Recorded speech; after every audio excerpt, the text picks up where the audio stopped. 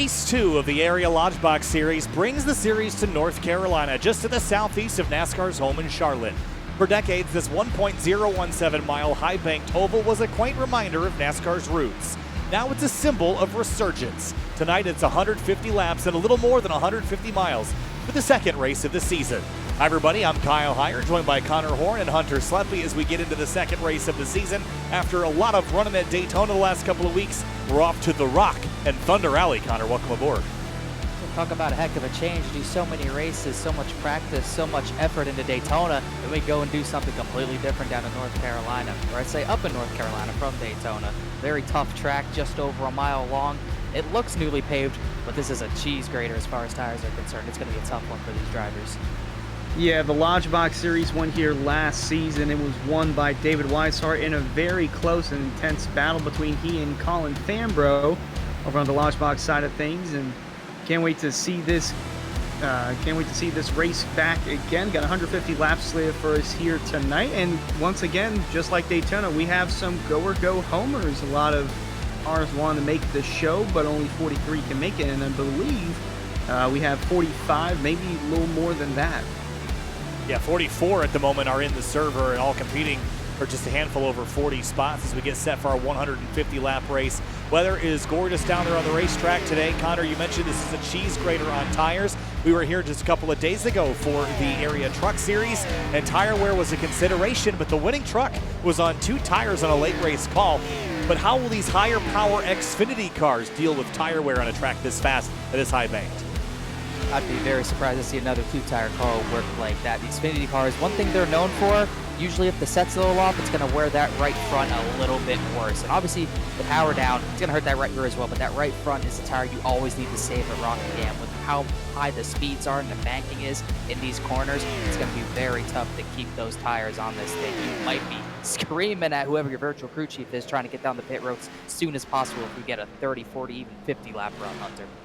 There's last week's winner, Shane Therian, once again kicking off Season 2. Or kicking off Season 3 like he kicked off Season 2 with a win at Daytona, part of Sky Motorsports. Him, Alan Elwood, and the boys.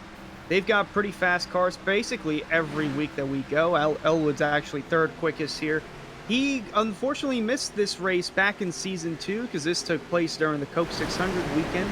So he was actually making the trip down to go see the Coke 600. So this is his first time at Rockingham, and currently third quickest on the board. Yeah, and Elwood, again, with the Sim Wrap Market livery. We'll talk more about them a little bit later. At the top of the board here in practice is John Furness in the number 28 Ford Mustang, currently leading the way. Then one of the drivers that was competing last night for the win, David Weishart, came up a couple spots short. There he is inside the top 5 here in practice times, and I think here the number of laps that they practice is indicative of their confidence level, Connor. 51 laps for Weishart here in practice before this race. And you look at John Furness at the top of the leaderboard. He's only put down 34 laps, but currently still putting down more and more laps. That's a sign of a lot of drivers trying to get their long run pace down, possibly expecting some green flag runs to happen. Something you rarely see at Rockingham. With my experience at Rockingham, you either get a lot of yellows, or once it goes green, you're going green. And I think that's what John Furness especially is trying to perfect here, his long green flag run pace. Riding in car with Cameron Hearn, he was also one of the 3 drivers that stood out the most from this race last year in the Lodgebox Series, although with his trend in Season 2, lap cars almost got in the way, and he took flight on that backstretch just a season ago. He actually won one of the shorter races that we had last year for Season 2. It was actually at Phoenix. Track kind of similar to it. It's about a mile in length. A drastic difference between the two, but nonetheless, Cameron Hearn still quick on these short tracks. Here's a driver that was new to the Cup Series on Monday night and had a phenomenal run. Brian Chambliss, we've seen him before in other series here on Sim TV, but made a really big racket amongst the kind of incumbents in the Cup Series. In practice tonight, a little bit slower, but right behind in pace, Swervin' Irvin in the number 48. Paul Irvin heads on the racetrack now here, Connor, but this is kind of a who's who of oval iRacing. There's a lot of people in this field that we've seen before or seen in other series here on Sim TV. And I love the variety, and I love the amount of people trying to go for all 43 of these spots. One thing I'm really excited for is to see 43 drivers on this short 1-mile racetrack. I don't think it's something I've ever seen or experienced at Rockingham before, so I'm excited to see these drivers go to battle. I'm excited to see what Brian Chambliss can do. he's always one of those guys. That was almost someone did a wheelie on the backstretch there, but Brian Chambliss is always one of those guys, no matter what league he's in, I don't think he gets the respect he deserves. I think he's always one of those guys you're not really expecting to see at the front, but he makes it happen no matter what car. Big Yeah, incident there on the backstretch. Sorry, Hunter. The 96 and was that the 14 getting together, and big impact there heading off into turn number 3, Hunter. synchronized spinning as well. And I was just about to say that backstretch wall, that's going to be a theme that we're going to see tonight. Cars are just going to nick it, they're going to clip it, and then they're just going to go launching into the air. For some reason, that backstretch wall it's almost like a ramp. Even the inside wall too, we saw that in the truck series. Eric Weiland just did a simple spin, then he got clobbered and started flipping violently just this past Tuesday. So it's going to be something to keep an eye on as they continue to just destroy each other on this backstretch. This front straightaway has a kind of a unique dog leg design to it, but again, this is roughly a 1 mile racetrack. And if you look at the backstretch here in turn number 3, looking to turn number 2, this looks eerily like Dover, Connor. And I think one of the properties that this retains that Dover has is these really tight corner exits that make you have a lot of wheel in it. When you unwind the wheel, it'll catch you, you'll bounce off the fence, and then once you crash, it has that self-cleaning property where everybody just skids to the bottom, and it can create a lot of chaos. Yeah, honestly, never made that comparison to Dover, but you're absolutely right. The way the car will kind of jump out of a corner almost seems like you're going uphill out of a corner, and you can just shoot to the outside wall.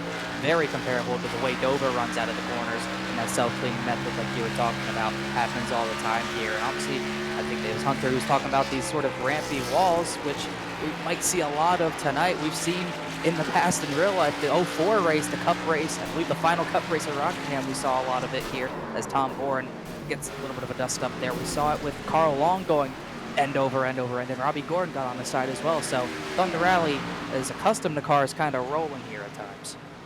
Yeah, I'm not sure why that backstretch wall is like a ramp.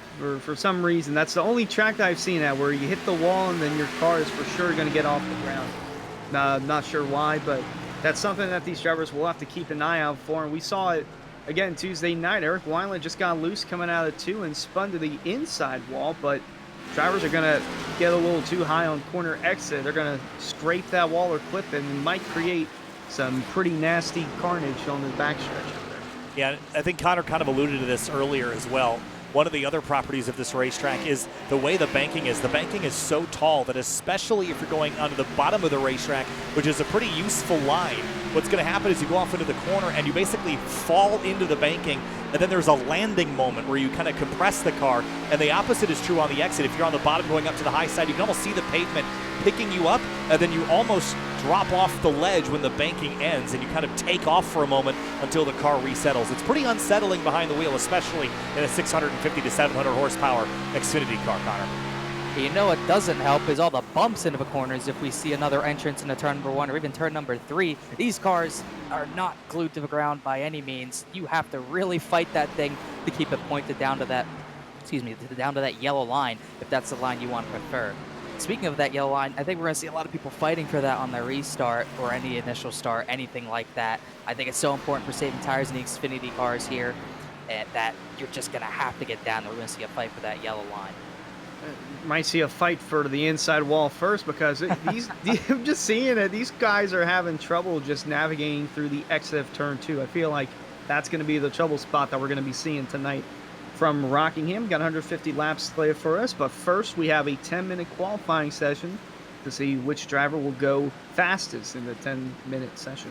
Yeah, you get 2 laps and put down your fastest time in a 43-car field with go or go homers. It is absolutely important to nail your qualifying effort. Before we get there, though, fans, be sure to subscribe to the Area iRacing Twitch channel. For only $5 a month, you can watch all area broadcasts commercial-free. You can also use new Area iRacing emotes in the chat. You can earn double channel points as a subscriber that you can use to redeem for free merchandise at Area iRacing's Twitch channel. Qualifying is underway now as we head down to the racetrack, and Connor, I mentioned it a moment ago, but it is absolutely critical that you get a very good qualifying effort here. If you're stuck towards the back, it will be a very big challenge to move forward. It'll be a bigger challenge to keep yourself out of trouble. Yeah, even qualifying like 15th is really not going to keep you safe. You really need to aim for a top 5, top 10 run, something like that. So important that you get that track position early, because who knows what can happen on these early restarts. Everyone fighting for position. fighting for positioning, whichever lane they want, just trying to go to the front. You got people trying to soar to the front. You got people trying to save tires and drop back. There's going to be a lot of comers and goers early on, and you don't want to be a part of that mess.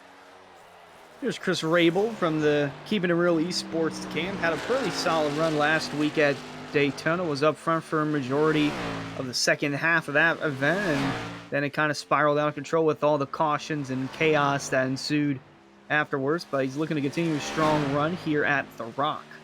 Out of turn number 4 for Chris Rabel. He'll be one of the first drivers to lay down a time here in qualifying at 24.475. One of the big questions is always what lap is faster, lap 1 or lap 2? A lot of laps going to the board. Rabel still at the top. Now Rob Ackley jumps to the top of the board in the number 14. Rabel hangs on to second.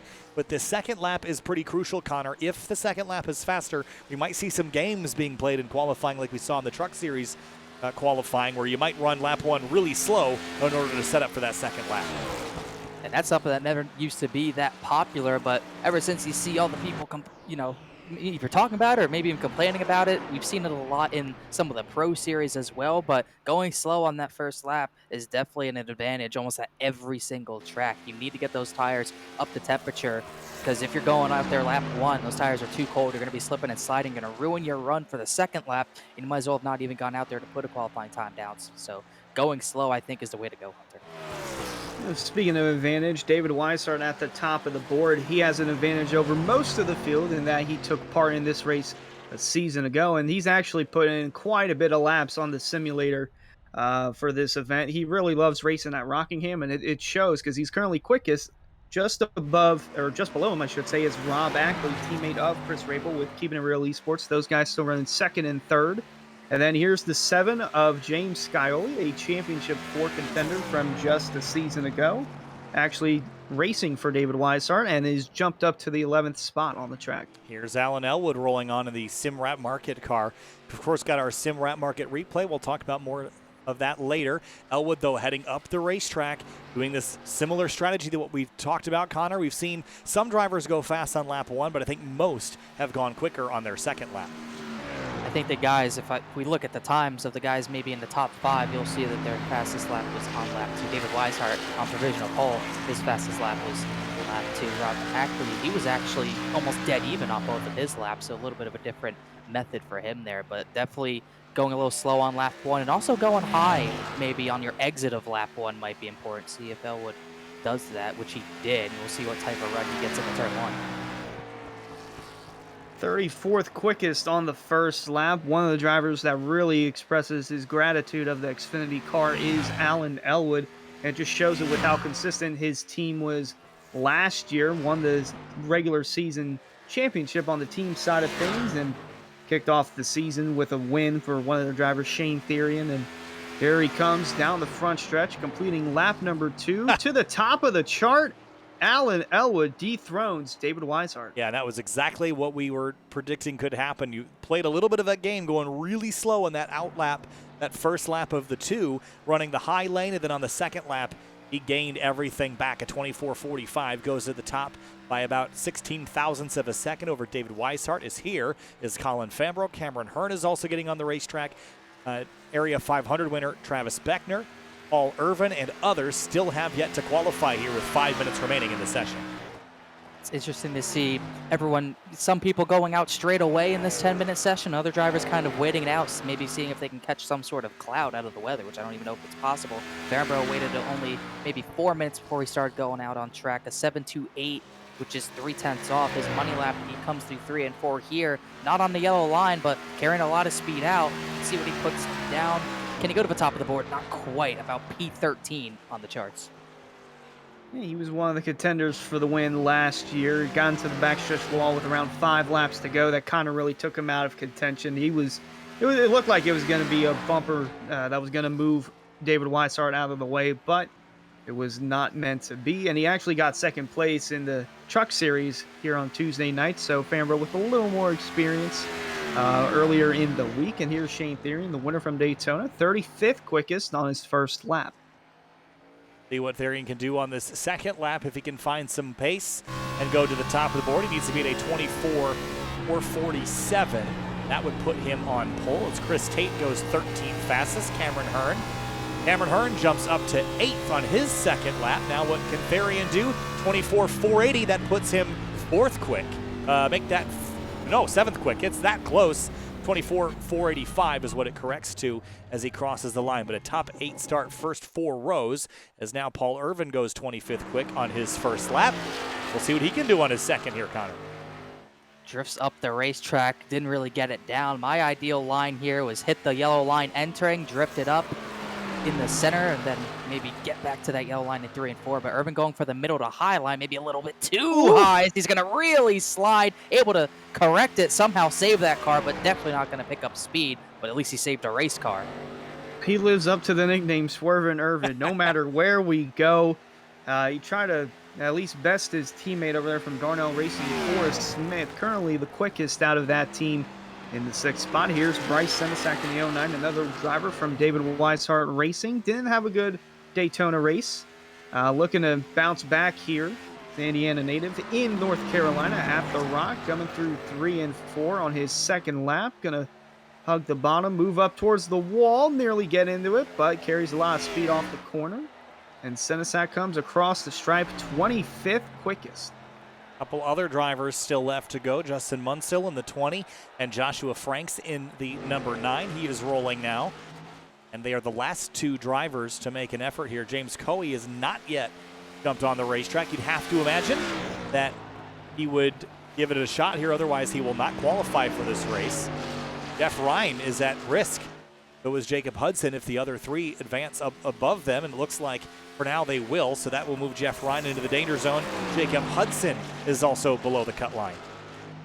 I don't believe there's anything they can do. They've both put down their times for the session. So Hudson and Ryan almost certainly, I believe, would be going home. And now if James Coey could just get on the racetrack, he would at least have the opportunity to bump out Noah Nadu with a 25.437. But Coey would have to get on the racetrack in about the next, as I say that, he is loaded in, so he is going to give it a go in the 24 machine, so he has a little bit of time to try to get into this field. And then the track temp slowly climbing up. It's at 97 degrees. It's going to be a hot and slick day out here at Rockingham. And another driver that we haven't touched up on just yet is the 99 of Tommy Ryan. He's currently 9th quickest in this qualifying session. He had a really solid run at Daytona along with the rest of the guys from Unacceptable Racing. They dominated qualifying, and in the first half of the race, they were running up front inside the top 3. Him and his brother Jeff Ryan and Ricky Harding was up there as well. Dwight Beaverly as well. That whole team really had a good run going, but unfortunately caught up in some late race incidents, and he is currently in the top 10. And here is James Coey, the Pennsylvania native. Shout out for Darnell Racing, 40th quick on the first lap. Knockout Noah Nadu with that lap, so that will eliminate the 12, the 96, and the 37 from competition tonight. There are 30 drivers within 2.5 tenths here, Connor. That is pretty impressive stuff, I'd have to say. Especially at a track like Rockingham where so much can go wrong. Coey's going to really slide. I think he's just going to call this one a qualifying session as he's able to just do a little lawn mowing there. Should be locking himself into the field, no problem. But yeah, very impressive. See so many drivers within only 2/10 at a track this tough where so much can go wrong out of every single corner. It's really impressive. And I think you mentioned it, Connor, behind the scenes here, but because of the open versus guaranteed entry cars, the actual DNQs are the 21, the 95, and the 64, not the bottom 3 on the list. So that's how things work. If you're not affiliated with the team, you're considered an open entry and at risk for elimination. That would be, let's see, trying to see the names, Caleb Steimer, Spencer Brown, and Ed Robertson. Those are the open cars that did not make the show. That is an unfortunate way to end their effort, especially for the 21 was qualified 33rd. You have to feel like you were pretty safe at that stage, but too many entries, not enough spots for everybody to compete on tonight. Well, qualifying is complete, and your pole sitter is Alan Elwood. He'll start alongside David Weishart here, and in just a moment's time, we'll bring you down for the starting lineup as soon as we get through this very quick warm-up period. And there it, we've got our what do they call this? Would be the LCQ basically, but at this stage, obviously, we're going to advance through this, and we'll move on to the full race here in just a minute. Connor, before we take off, predictions on the night, high side, low side, where do you want to put your car? if I'm starting on the very outside line, I am forcing my way to that yellow line as soon as I can, whether it's my first shot into turn one or maybe having to really try to cut someone off to get to that yellow line. I do not want to be stuck on the top lane for too many laps. Get me to that yellow line so I can save some tires and keep this thing in one piece for at least a little while.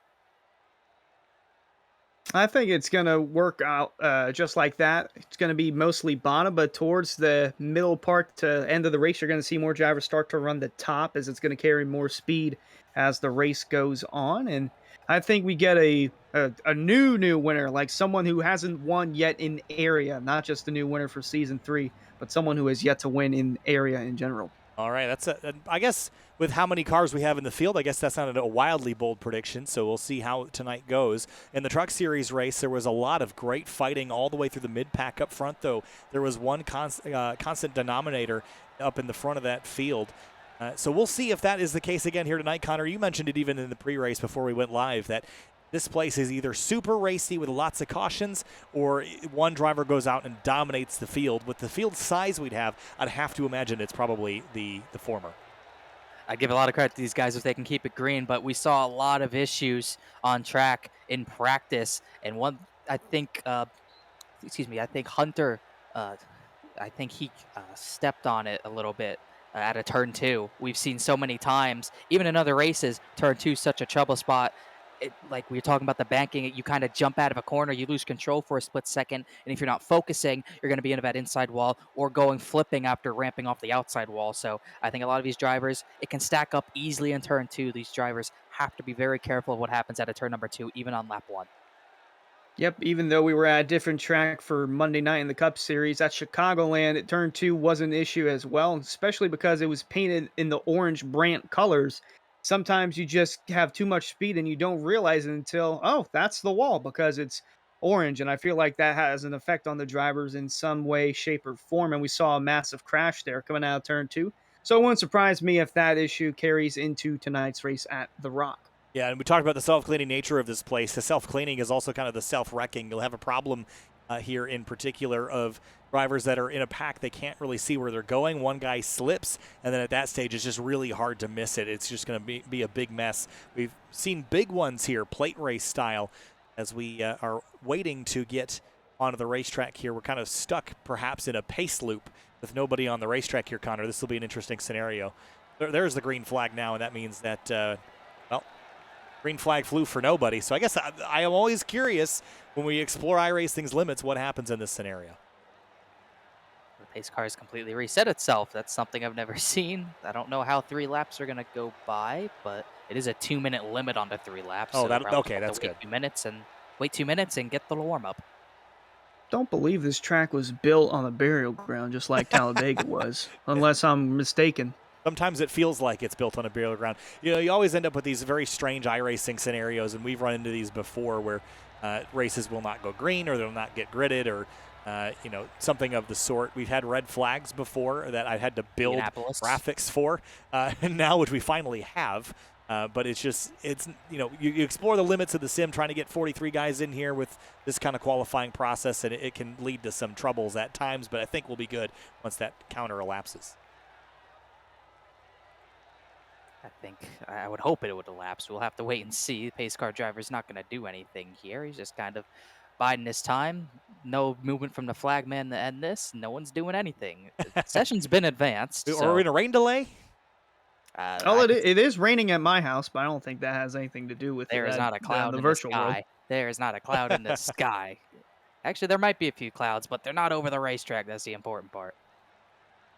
So, waiting for the second race of the Area Lodgebox Series season. Let's take this time. Of course, we'll have our SimWrap Market replays tonight. Fans, be sure to check out simwrapmarket.com for custom iRacing paint scheme templates that are simple to use and help you stay more focused on the racetrack. Of course, we've seen a handful of drivers in the field with those SimWrap Market liveries, and boy, Hunter, aren't they sharp. Yeah, they are, and Elwood designs, Alan Elwood, he designs a good bit of the paint schemes for the field, not just for his team, but for other drivers as well. And he always knocks it out of the park with that. And the graphics that he makes for our point standings as well, which will show in a few moments' time throughout the night and the season as we get closer and closer into postseason territory, but just does a really good job and couldn't do it without Simrap Market. So our starting grid will come up here in just a minute. We're almost ready to go racing.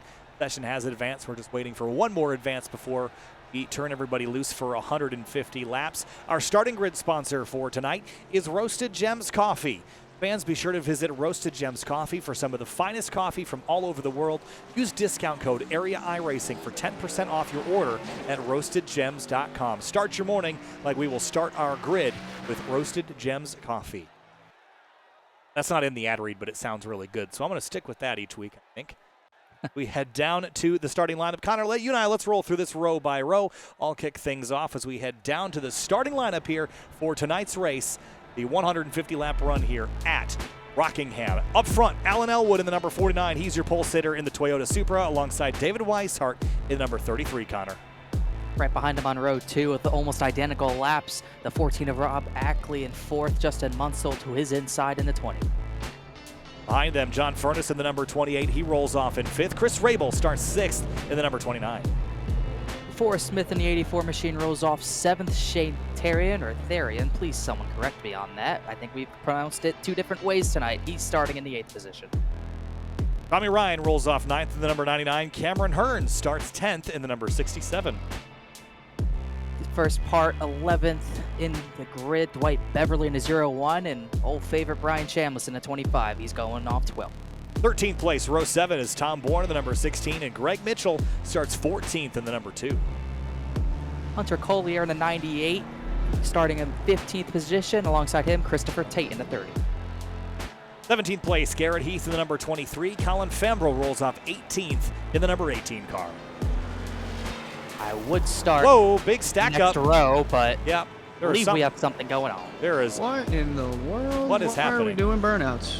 Well, this is not a part of the grid. I'm going to guess that there was something not quite right with the way that this was set up. I wonder if the people who were supposed to make the race accidentally missed the race. I'd have to guess, because I don't know if they queued the guys in time. Well, that is going to set us up for a red flag here, and we're going to have to take a break and come back and fire things back up again here for another go at our 150-lap event here tonight. We'll be back in a few.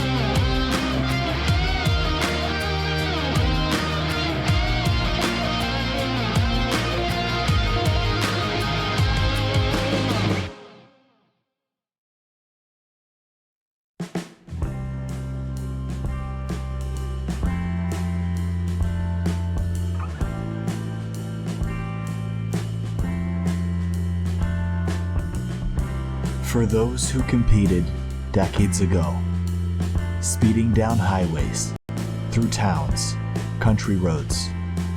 For those who sat watching on the sides of the street, who found solace in chaos and thunderous speed. Even for those who grew up without the sights and the sounds, and live without race cars shaking the ground. Who don't understand why racing appeals to our fascination, wonder, and the way that we feel. A purpose-built place to camp and spend time with friends, watching racing together until darkness descends.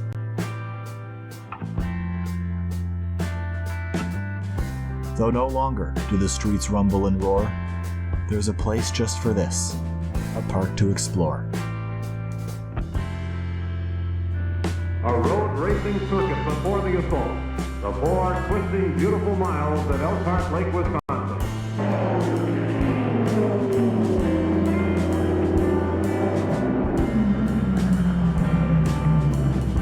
For 6 brutal, ear-shattering hours, its serenity will be violated by the raw power of screaming racing machines. It's the famed end-of-season endurance classic, the Road America 500. The specially constructed race circuit at Elkhart Lake at normal speed is a scenic 4-mile drive through fall-tinted Wisconsin countryside.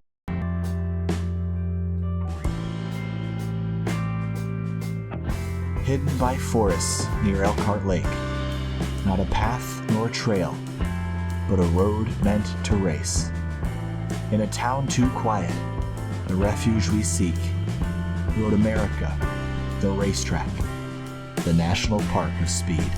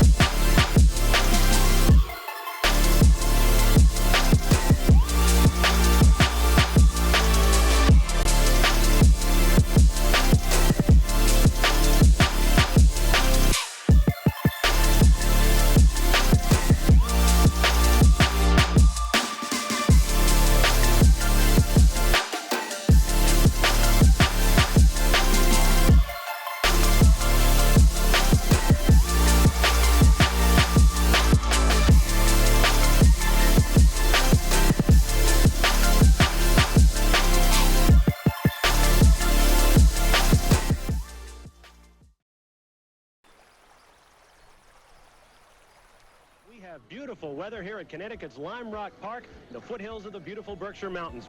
And here at Lime Rock, Bill, even though we have great conditions, it's a racetrack that can produce surprises. There were a lot of tracks that opened in the 1950s. Didn't matter whether it was Europe. Obviously, we're coming out of the Second World War. I've driven some great tracks over my years. You know, I've raced at Spa and the Nürburgring and everything else, but okay, it's 1.5 miles, but it doesn't give anything away to those guys, quite frankly. Lime Rock is easy to learn, but it's very difficult to master. There's a lot of subtleties there. Big Bend, which is relatively flat, you know, that's a turn that you have to really, really hustle. Come out of that and you go into the left-hand, the slowest turn on the track. Then you get to the big challenge, which is the uphill. To go fast in there, you do something that you're taught all of your life not to do, is you turn in early. But you have to trust the fact that when you turn in early, the hill is going to catch you. It's West Bend, it's pretty conventional. And then you go to the downhill or diving turn.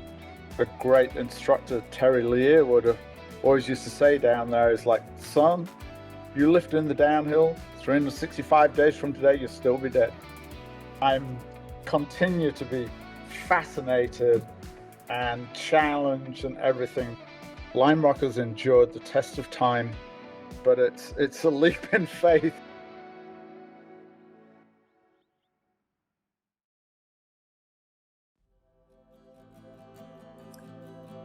If there's one place that defines American motorsport, it's here. The sandy beaches a few miles away held races for decades. It's where NASCAR was born. They need a place to race, a superspeedway so fast and so huge that the cars could run flat out all the way around. 1 million square yards of earth was moved to create the banking. The void left behind became Lake Lloyd. It built the foundation of NASCAR.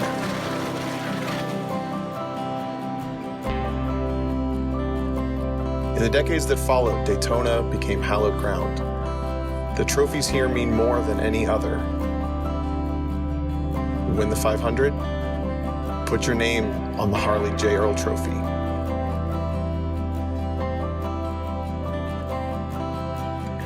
Win the 24 hours and strap a Rolex on your wrist. The banks are not always kind. They're not always fair. And while Daytona wins bring a statistical highlight to any career, it's the losses that make it seem pointless. But for every untimely ending, there is a triumphant healing.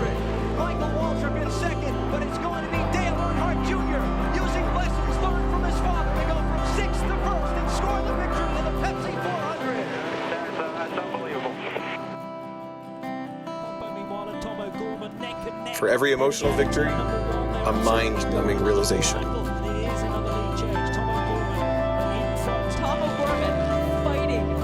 I won at Daytona. Won the last TCR race of last year, Road Atlanta, starting things off. The checkered flag waved for me. It is victory for Tom O'Gorman and the LA Honda World Team. While it may be a highlight, it is only the beginning. Yeah, how could you not be smiling? I mean, if you'd have told me yesterday about this time that we'd be sitting here, I wouldn't have believed you. It's just the best day ever.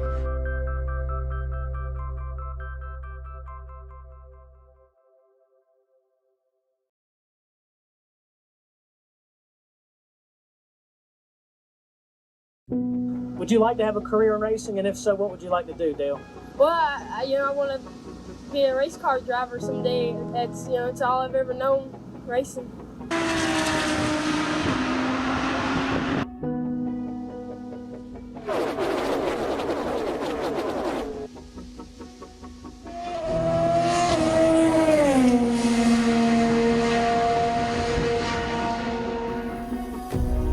What did you want to be when you grew up?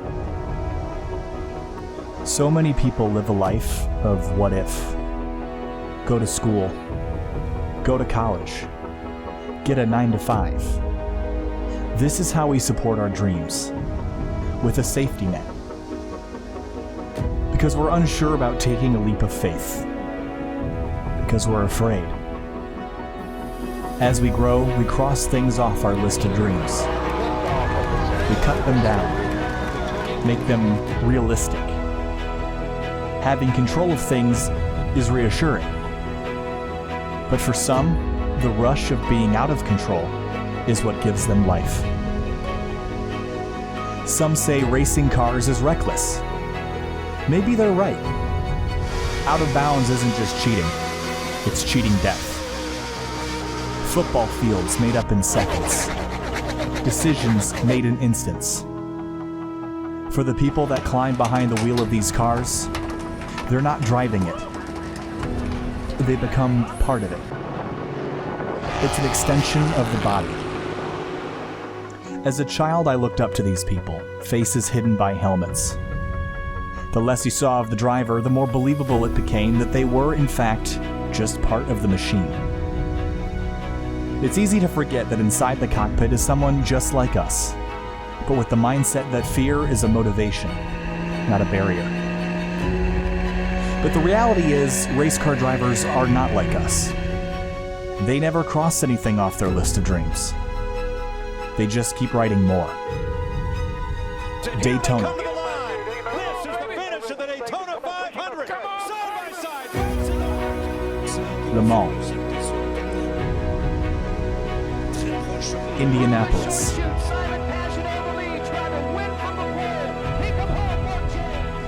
Monaco.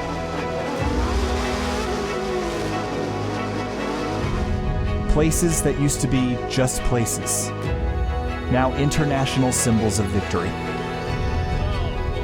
To those that enjoy the spectacle of racing, the 2 feet of concrete and steel cables are a wall between us and them, between sitting in the grandstands and standing in victory lane. These same walls are a stark, immovable reminder that racing drivers put their lives on the line for the sake of the thrill and entertainment. Despite the risk,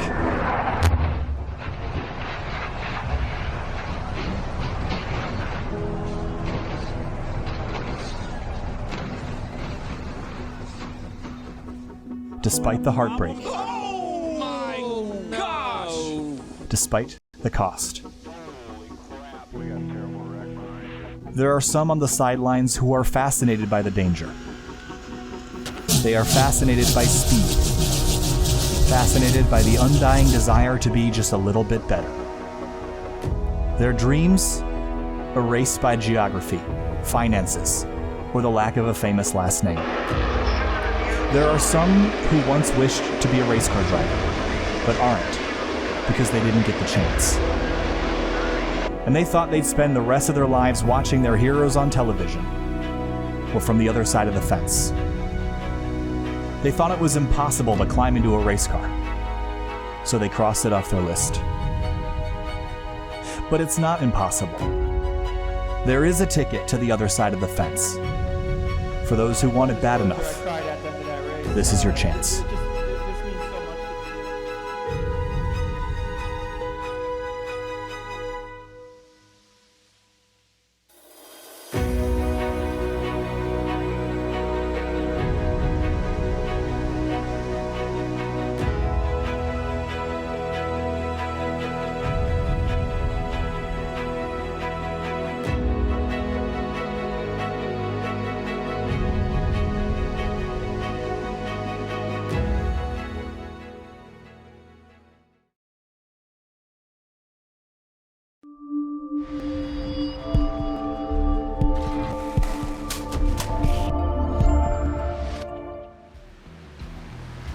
Back live after a delay for the Area Lodgebox Series, race number 2 of the season. Weather in the area delayed the start of this race. We brought the cars back down to pit lane, got them on covered. The track is dry. We're ready to go racing for 150 laps. Kyle Heyer joined by Connor Horn and Hunter Sleppy. Connor, the weather has moved away here at the Rock, and we're getting set to go racing tonight for 150 laps.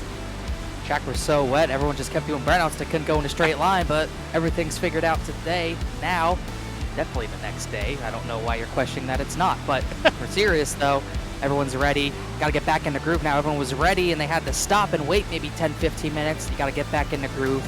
Got to get back focused and do your job today.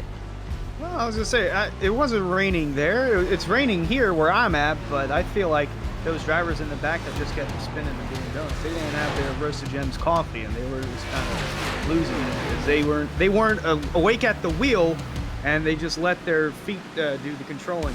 Kind of like that Toyota Sponsify commercial from like 2008. They weren't controlling the car. Someone else was controlling it because they didn't have the Roasted Gems coffee. I think that's it. They didn't have their coffee. They weren't ready to go, but now it is time. As soon as everyone gets back here in the server, we'll be headed back down to the racetrack to try again for our second race on the season. Now, the real issue was we couldn't get all the cars gridded up, so we had to kind of cancel and do a little Control-Alt-Delete, start everything back over again. And once everybody's back in here, we'll go racing again for the second time this season. Last week, it was Therian at the top of the board, Alan Elwood, Cameron Hearn, and looks like McGlashan and Maffitt, your top 5. Then Fambro, Cochran, Forrest Smith, Brennan Key, Tommy Ryan, James Scioli. They were all in the top 10 or just thereabouts. Connor, as we head into the night, this is certainly not a plate track, but next week we go road racing. So this is really the first intermediate or short track stop on the schedule. How much does that motivate you to get a win before we head to the road course next week? You got to be very motivated. If you're not good at a road course, well, let's say this. It's kind of two opinions. If you're not good at the road courses, you're thinking, oh, let's just get through this. Let's go do the best we can at Rockingham right now, get that win. and not have to worry about the road course so much. But for some of these road course aces, some guys who stand out at road courses over some of the ovals, you're thinking, all right, let's just get through Rockingham. Let's not die. Let's not go flipping down the back straightaway. And let's get to next week's race. Let's do a little left and right, and maybe go win that thing. So it's almost a tale of two opinions here, depending on what your driving style is. And kind of jumping ahead to next Monday for the Cup Series, Travis Beckner, the Area 500 winner, we already had his name circled on some of these road courses that we were going to in the Cup Series. But he wound up winning the first race of the season, the Area 500, so he can go into these road course races not only in just the Cup Series, but I feel like in the other two series as well, the Truck Series and the Lodgebox Series, he can go into it with much less stress than he would if he didn't win at Daytona in the Cup level.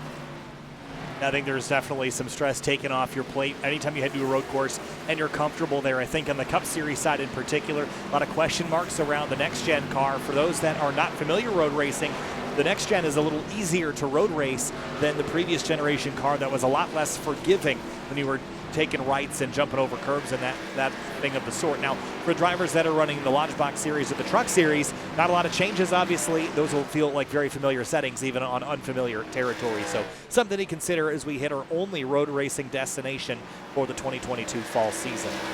We've got about 43 drivers in here, Connor, so we should be going green in just a couple of minutes. But once we turn loose, you were talking earlier about the tire wear, how this place eats up tires. They're actually repaving this racetrack in the real world, despite having done that just 10 years ago. Yeah, that's how harshly this track can wear, and that's how harshly it has worn, and you're going to feel it on these tires for a lot of these drivers tonight. You're going to see these times, in my opinion, I think you're going to see them drop off pretty far, and if this race does go green about 50-plus laps, you might need to start thinking about maybe pitting at that 50-lap mark.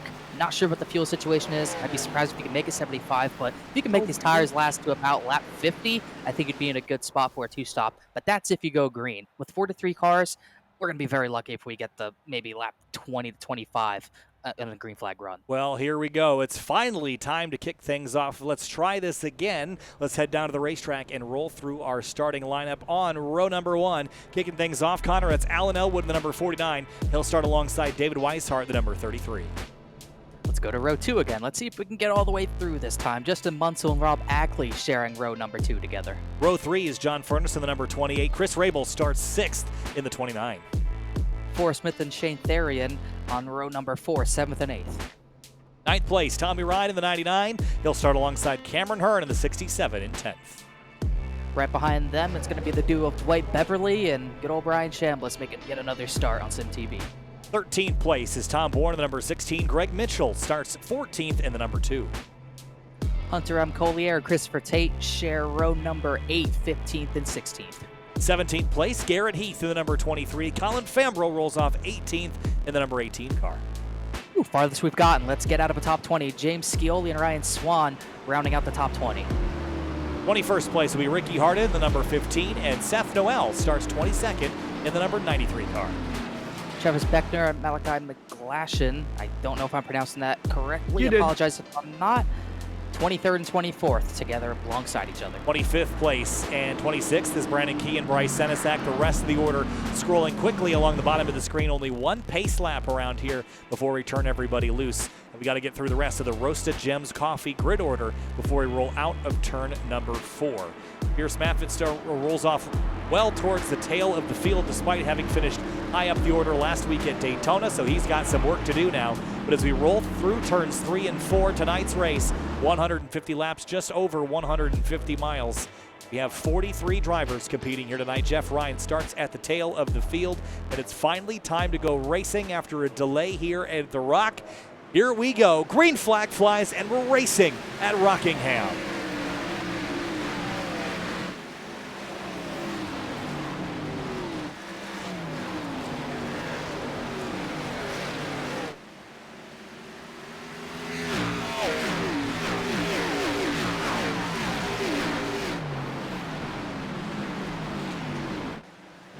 Lap 1 complete already. The timing at the top will change in just a couple of laps. But here's a battle for 7th. Shane Ferry to the 38 and to the outside there, or to the inside, I should say. That's the 84 of Forrest Smith. Clean lap 1, Connor, as we start to take laps off. If you already see things single filing out all through the field, you can go back to the top 20, everything primarily single file. I got a few people ducking out of line to try to get to the bottom, take up another spot. It's Tommy Ryan on Forrest Smith, the 84 up the racetrack, just trying to find a spot to the inside. Justin Munsell and Shane Therian going door to door for the 6th spot. Munsell was also a driver who was really fast at Daytona last week, trying to get the outside lane rolling here in the early stages of Rockingham.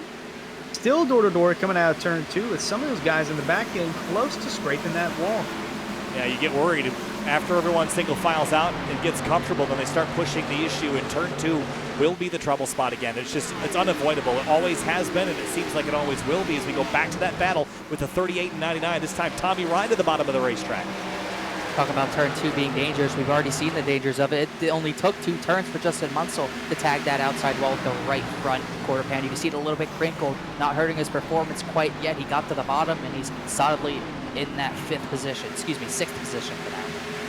Well, Alan Elwood still leading here at the Rock. I think he actually took over as race leader a couple laps ago. And the caution's out. First yellow of the day on lap number 5. Looks like that is James Coey in the 24. Got the 31 car also involved. I was going to have to take a look at our SimRap Market replay for the first time tonight. Yeah, that's Kyle Tupper, the other car involved. Here's a look at what happened. They were heading down the back straightaway. I think it must have started with the 31. Turns down across the bumper of the 96. Then right here bounces off him back up the road, and not a lot the 24 could have done. The 4 car also involved into the outside wall pretty heavily there. That was Matthew Brand, who was already in the 42nd position. You can see the 31 tried to take the room on the bottom. There was a car there, and he hits the 96 again, shoots hard into that outside wall.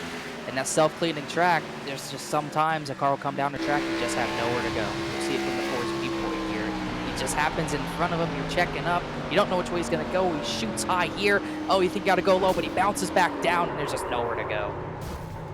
The 37 of Jeff Ryan getting a little bit of corner panel damage there on the right rear. And just like that, our first caution of the night early, lap number 5. Things off with a yellow flag. Of course, we're expecting some more tonight with the field this big and this deep. As we have hit our first caution, we talked about the SimRap Market earlier. Let's talk about it again. Fans, be sure to check out simrapmarket.com for custom iRacing paint scheme templates that are simple to use and help you stay more focused on the racetrack. Alan Elwood leads the way. David Weishart runs second. John Furness in third. Have a look at the manufacturer lineup here, and fairly even split, but a lot of Chevrolets in the bottom half of the top 10 and the top part of the top 15. But a couple blue ovals mixed in there, Furness and Rabel, and then of course trio of Toyotas, Elwood, Munsell, and Therian in the top 10. Got a lot of Fords in the top 20, a lot of Chevys in the top 10, and then definitely a mix. You got a Toyota leading, along with 2 others in the top 7, then 2 more Fords in the top 5, and 2 more Chevys in the top 5. So that'd be an even split. Not something we're used to seeing. We usually see one manufacturer over another, depending on what series is being ran, but a lot of variety, which you love to see. And thinking about that wreck, that was a pretty decently sized crash, and they're only racing for 37th. If we get a crash like that in the 7th position, it's going to be all sorts of chaos. Well, 99 of Tommy Ryan has made his way onto pit road. Not sure if this is a scheduled stop or not. I don't think he's in the... No? Oh, well, he's gone. Oh, resets. Nope. That's weird. Huh. He was running inside the top 10 at the 9th spot. I'm not sure what happened there. I'm not sure either, especially because kind of teleported pit stalls as well. So it's like he stopped and then reset to a different stall, but already listed a lap down with that exchange. So that's not like he necessarily wanted. Lights are off atop the safety car though, and be coming back to the green flag. Already elapsed 8 of our 150 laps. Should this race go green to the end from here, we're looking at about 59 minutes worth of racing. That'll take you to just after, or just before, I should say, 11 o'clock on the East Coast. Elwood and Weishart doubled up. Toyota and Chevrolet on the front road. Ford and Chevrolet on row number 2. Coming back to the green flag here at lap number 9 and back underway in the Lodgebox Series.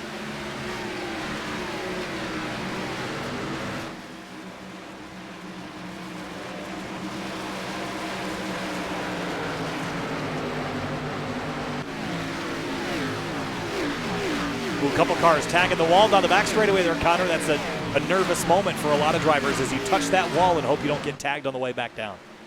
Yeah, you got to hope you can at least keep it up there. If anything, if you tag that wall, hope it's not too big of a hit to set you off. Tommy Ryan has retired from the race, not sure why, but yeah, got to be careful. You can hit that turn 2 wall or even the turn 4 wall.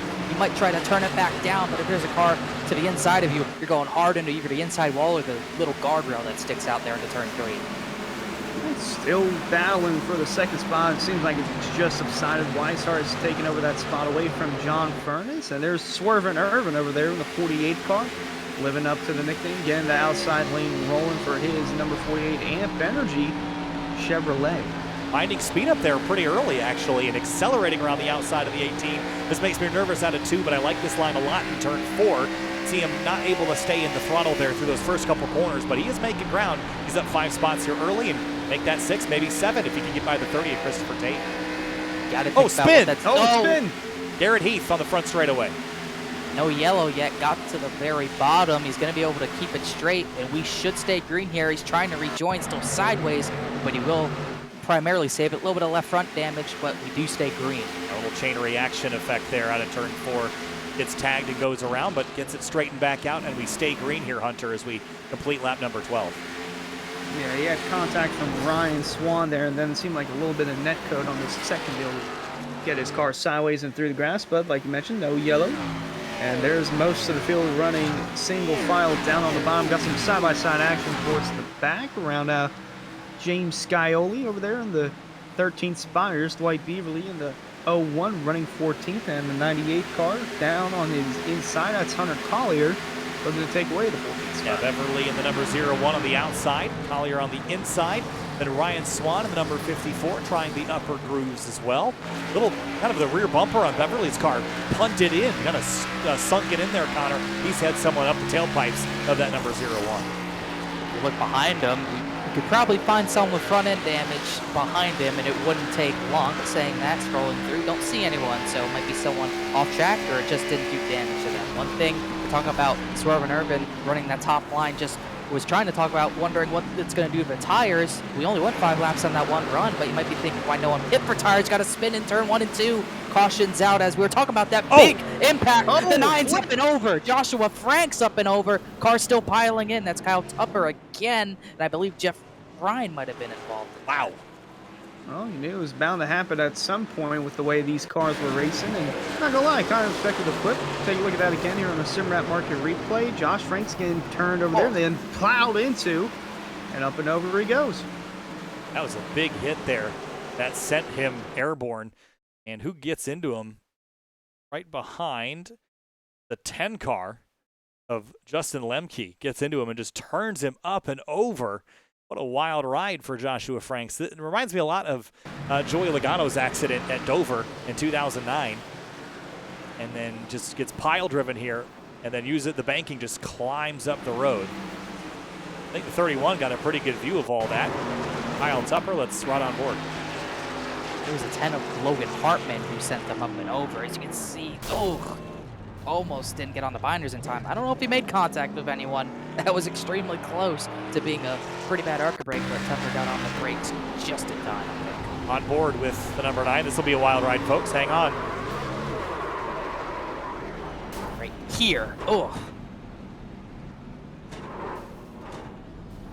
That car will likely have fairly significant damage. Caution number 2 is out here at lap number 16, and the majority of the field elects to stay out. Only cars that have crash damage have made pit stops so far, and we'll expect pit stops much later in this race once we get a solid green flag run. Yeah, point we're trying to get to with the tires is why you wouldn't pit even after a 5-lap run if the tires are wearing that badly. Well, you have tire limits in iRacing now. It's been implemented for maybe a little over a year, not quite sure. You have 5 total tire sets, which in reality gives you 4 tire sets to change. Basic math would say you'd change tires every 30 laps, but depending on when the yellows fall and when you need track position, when you don't need track position, you kind of need to pick and choose where you're going to take those tires. If the caution comes out at lap 20, for example, if it came out maybe 5 laps later, you might see people at the front even take tires and some people not. It all becomes a strategy game when you get a lot of yellows involved in this type of racing. There's always some sort of weird wreck here at Rockingham. Seems like we might have found it just with that most recent caution on lap 16, but like I meant, only lap 16. We still have over 100 laps left. I can only imagine what that's going to look like come 50 to go, let alone 100 to go. I can tell you what's wrong with it. Ain't got no trunk on it. Through turn 1, the 9, Joshua Franks, that car looking a little worse for wear. But see how he can do without any of that rear aero on the car. And had a handful of drivers, about a half dozen or so, with fairly significant damage from crash contact. This might be like those rain-delayed Daytona races, Connor, where you got that delay, it kind of gets into your brain, and then it ends up being kind of a messy race until people figure it out. Yeah, the only difference is we haven't had a big one yet, but I don't really want to wish to see a big one at Rockingham. I don't really want to see what that looks like. Flip counters at 1. We were talking about how cars can flip pretty easily here. Don't think that's how we expect it to happen, but nevertheless, the flip counters at 1, only 15 laps into this race, as we'll double them up, try to do it again for the 3rd time tonight. Gotta look at this restart here, because it seems like the bottom groove, and they all get stacked up towards the restart zone, but that bottom just seems to be the line you want to be in. It just gets a better launch than that outside lane. Now, last night, I think we saw the leader take the outside in the late going there in the truck race, but for the majority of the night, the inside line was the place to be. See if that continues to be the case for the Area Lodgebox Series here this evening. Cars doubled up. Elwood on the bottom, Weishart on the high side. Chris Rabel in the number 29. He started this night in 6th place. He's gained a couple spots up to 4th. Ackley has gone back 1 spot. Cameron Hearn is up 4. That's the progress so far up here towards the front of the field. Pace car makes the hard left onto pit lane, and we're going to be back underway again. And Weishart slips and does not get a very good launch here on the initial start there, Connor. Yeah, one thing you got to look at, if you got guys side by side on a restart through turn 2, you're going to see how much time they lose trying to lift for each other to make sure they can make it out of the corner. Weishart and Furness, you see the gap they already have now, and Elwood just shoots away. A lot of side-by-side action towards the back, but John Furness moves up into 2nd, Weishart down to 3rd, and then Rob Ackley over there taking the 4th spot. Side-by-side battle for 5th. Cameron Hearn moving his way towards the front. Look at Beverly in the 0-1 on the outside with Malachi Glashin on the inside lane trying to grab a spot away. Here comes the 48 of Paul Irvin, who started this night in 27th. He's up 10 spots in 21 laps. Most of those were under yellow. Here he comes, up a spot here, Connor. Well, one thing about that outside line, it does hurt tires, but you can get crazy runs up there on the short run. It is a good way to make up spots early on in a run, but I don't know how much it's sustainable for that 48 if he keeps running up there as he does right there. Looking tight over there, coming out of turn 2. Good bit of side-by-side action right over there, just with the 0-1. A lot of side-by-side. Yeah, still all the way throughout 3 and 4. Just not, it's too small of a racetrack to really get spread out. I mean, this is like, you know, this is an intermediate. If you talk about track length, it's over a mile, but barely. It kind of races more like a short track, kind of like a mix between Bristol and Dover, Connor. Yeah, definitely. We've been going to Dover a lot. Definitely, I would say races like a short track. I don't think there's anything intermediate about this place, if you ask me. Still trying to see some of the battles through the field here. Paul Irvin looking for the top 15. Some of these times, whenever he's on his own, I've seen him go to the wall through 3 and 4 to make up time. And he's attempted to make passes doing that. And so far, it's actually worked all right. I don't think he'll have the opportunity to do it again, but I've never seen someone run that high through 3 and 4. Calling on board with Swerve and Irvin over there on the 48, slowly creeping towards the top 15. Got through that corner a little too high. Here comes the 74 car looking down to the inside of McFlash and going to get tucked back in line now. Up front, John Furness has snuck the lead away from Elwood a couple of laps ago. So he leads the field now in his Ford Mustang. Elwood has to settle for 2nd. The top 15 or so are single filed out, but behind them, still a little bit of battling. Deeper in the field, Ryan Swan under fire from the 8th of Brandon Key. This is for 23rd place. Yeah, looking at the pass for the lead, Furness got a big turn 4. Christopher Tate in the 30. He gathers it back up, Connor. Sorry. Wow, that was a dang good save. I don't know. That was a double save. Garrett Heath was involved in that as well. Synchronized saved spins, I would call it, but was looking at the battle for the lead. Furness got a good run out of 2, and it was just pressuring Elwood just enough for Elwood to give up the spot. As you were saying about the single file back to 23rd, looks like everything got a little bit more orderly after all those cars spinning and sliding got out of the way. Yep, and everybody up here single file, just trying to get a feel for the car and move along as they please. Got some side-by-side action towards the back, where most of the field actually running single file.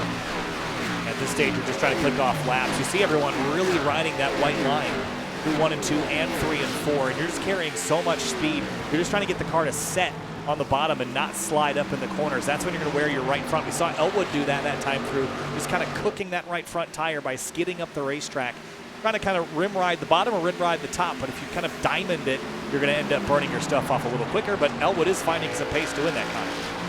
Elwood did a good job wrapping that yellow line that time. He's going to get back to the bumper of John Furness. He's going to look to the inside this time. Furness, unlike Elwood, when he got to him, he's not going to give up the spot so easily. Furness pretty adamant on keeping this race lead, wanting that clean air on the front of his nose, which even at a track like Rockingham that races like a short track, clean air is important as ever.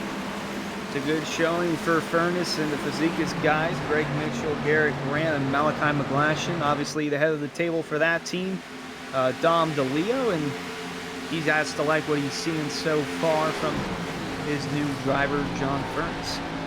On board here with the Area 500 winner from last week, Travis Beckner, all over the tailpipes of James Scioli and Brian Chambliss. This is a battle for 11, just outside of the top 10.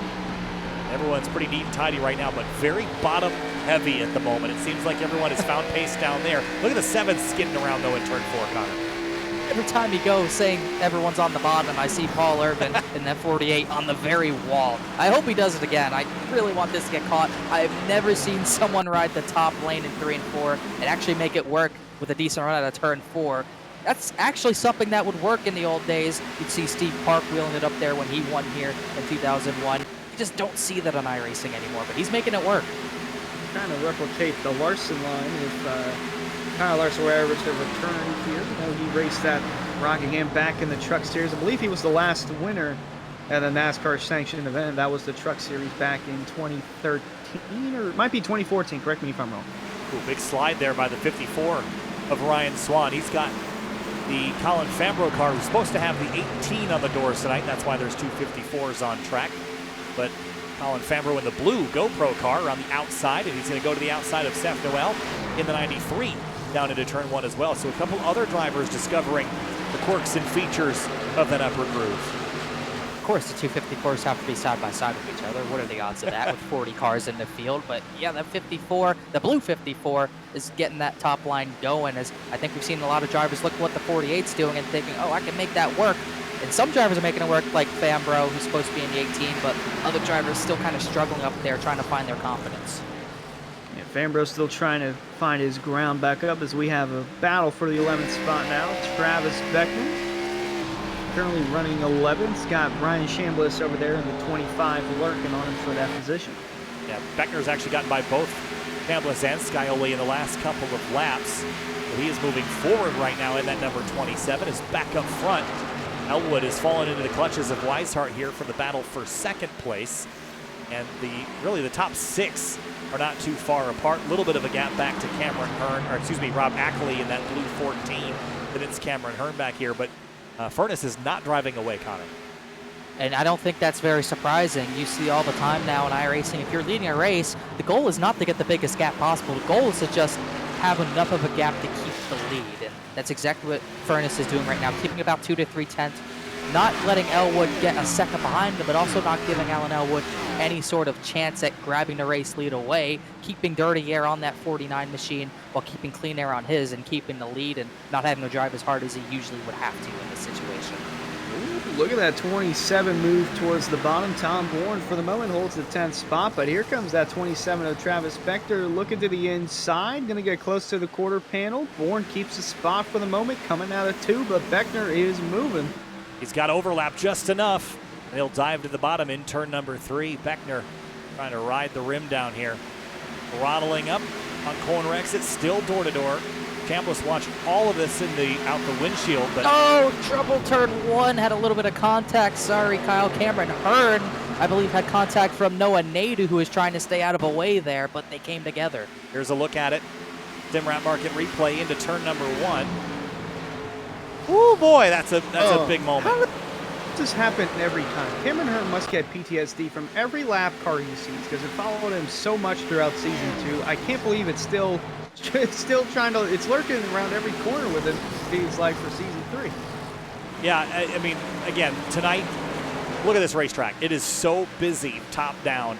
You're going to have a nightmare as a lead lap car once more cars go a lap down, and it's getting chaotic tight on the back straightaway. Look at this mess.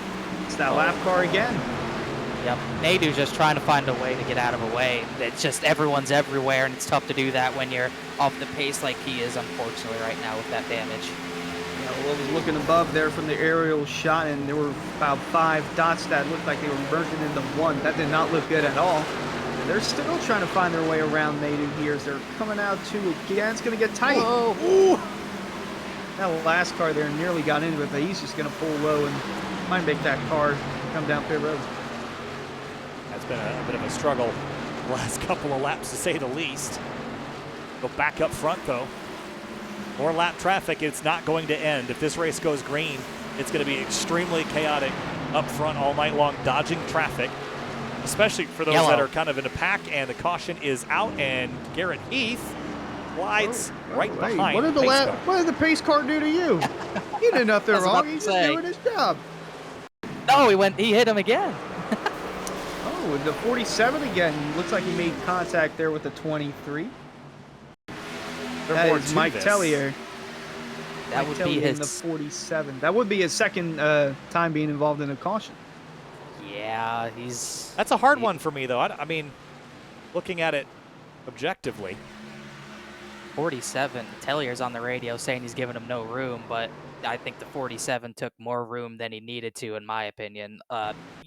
As the outside driver, I'd be expecting him to be on the yellow line entering, and he was not on that yellow line entering.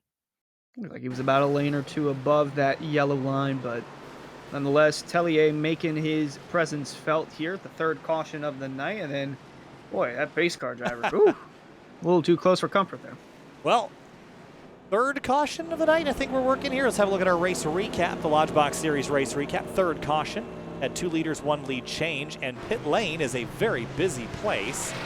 And we're working lap number 43, so maybe this isn't a huge surprise, Connor, to see some takers on pit lane. No, definitely not surprising. You're past that lap 30 mark when you take your first set. You definitely need those tires. You stay out, you're going to go dropping through the field. Just to note, we saw Noah Nadu struggling. He did get black flagged. Not sure if it was for the race, but definitely was told to either pick it up or go elsewhere. He was definitely struggling out there. And also, I think, I'm trying to see Scioli and the 47, they got their chat disabled, so they weren't really agreeing on whose space that was either, just like we were kind of arguing over it as well. Yeah, Scioli pretty quick. There's the 47 of Tellier from Sky Motorsports, the newest driver for that team. He's already made his presence felt, as we mentioned, was a part of 2 cautions that came out. So it seems like he's struggling to get a grip of that number 47 Simrat Market car. And we're nearing the 100 lap to go mark here at Rockingham. Well, as we work our way towards the halfway mark, fans, be sure to check out rickshotsauce.com for some of the best hot sauces made locally in South Florida. Be sure to follow the Rick's Hot Sauce Rookie of the Year battle in the Area Cup Series and see who will take home the $100 prize as the highest finishing rookie in the point standings.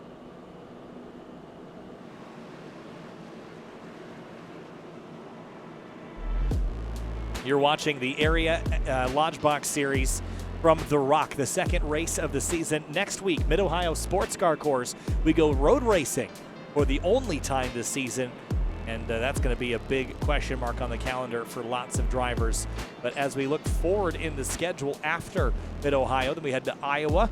We'll have an off week, then IRP, Atlanta. We had the Thanksgiving break, then we head to Darlington before we get into Bristol, Charlotte, and more races on the season, Connor. But Mid-Ohio, the only time we make right turns this season, and that will give a very different group of drivers the leg up next week.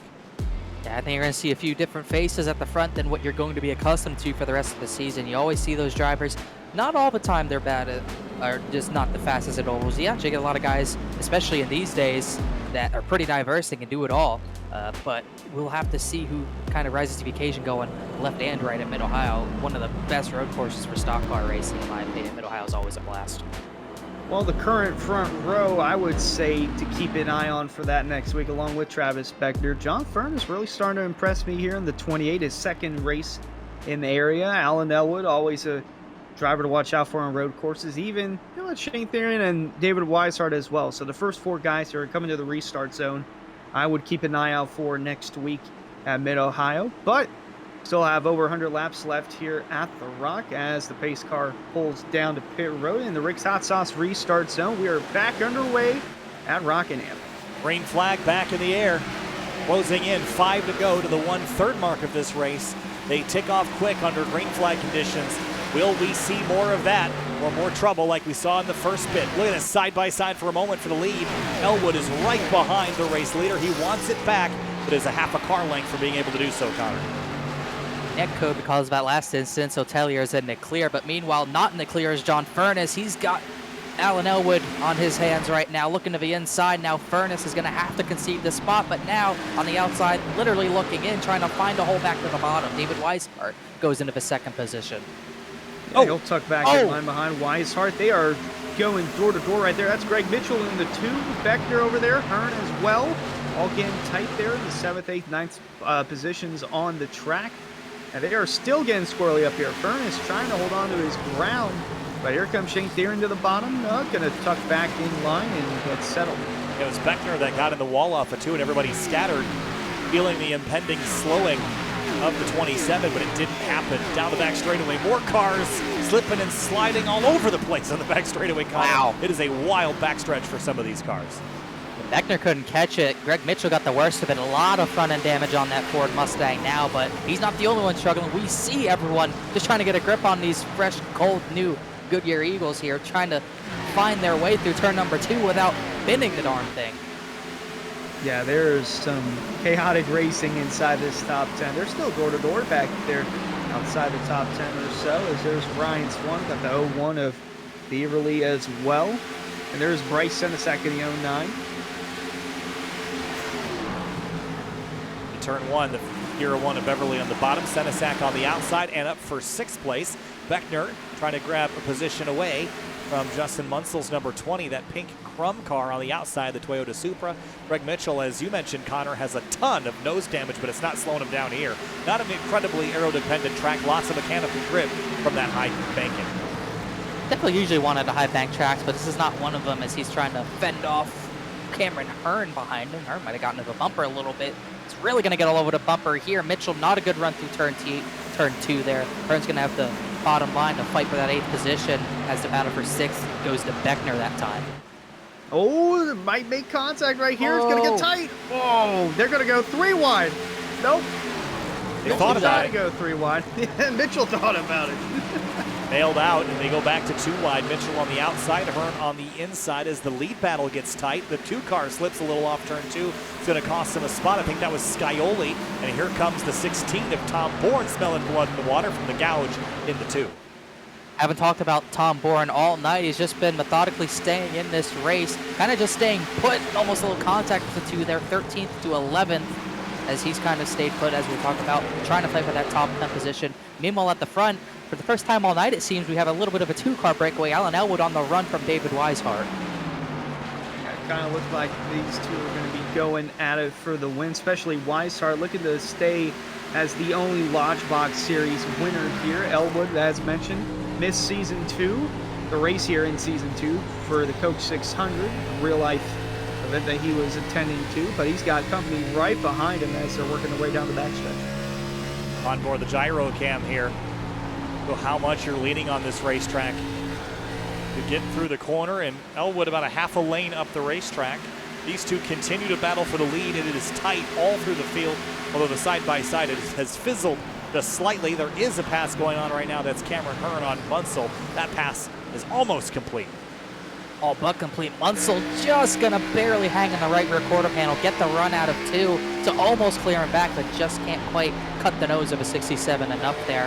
And through 3 and 4, even harder to fight on that outside lane. Hearn's just going to take that room from the 20 machine as he's going to take 7th position away for himself, which puts Munsell at risk from Scioli in the 7th.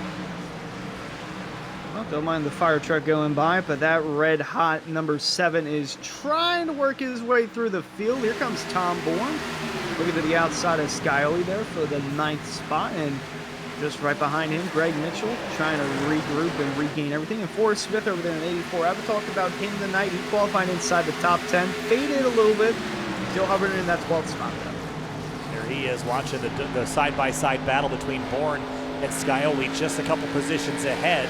One car on the outside, though, the 16 sideways trying to hang on. Will open the door for Greg Mitchell. And this feels like Martinsville at times, Connor. Someone opens the door and everyone just barges through it before you can slam it shut again. Yeah, Martinsville, a little bit of a Martinsville feel at Rockingham for sure. We're talking about how that yellow line was going to be important. It's showing how important it is right now.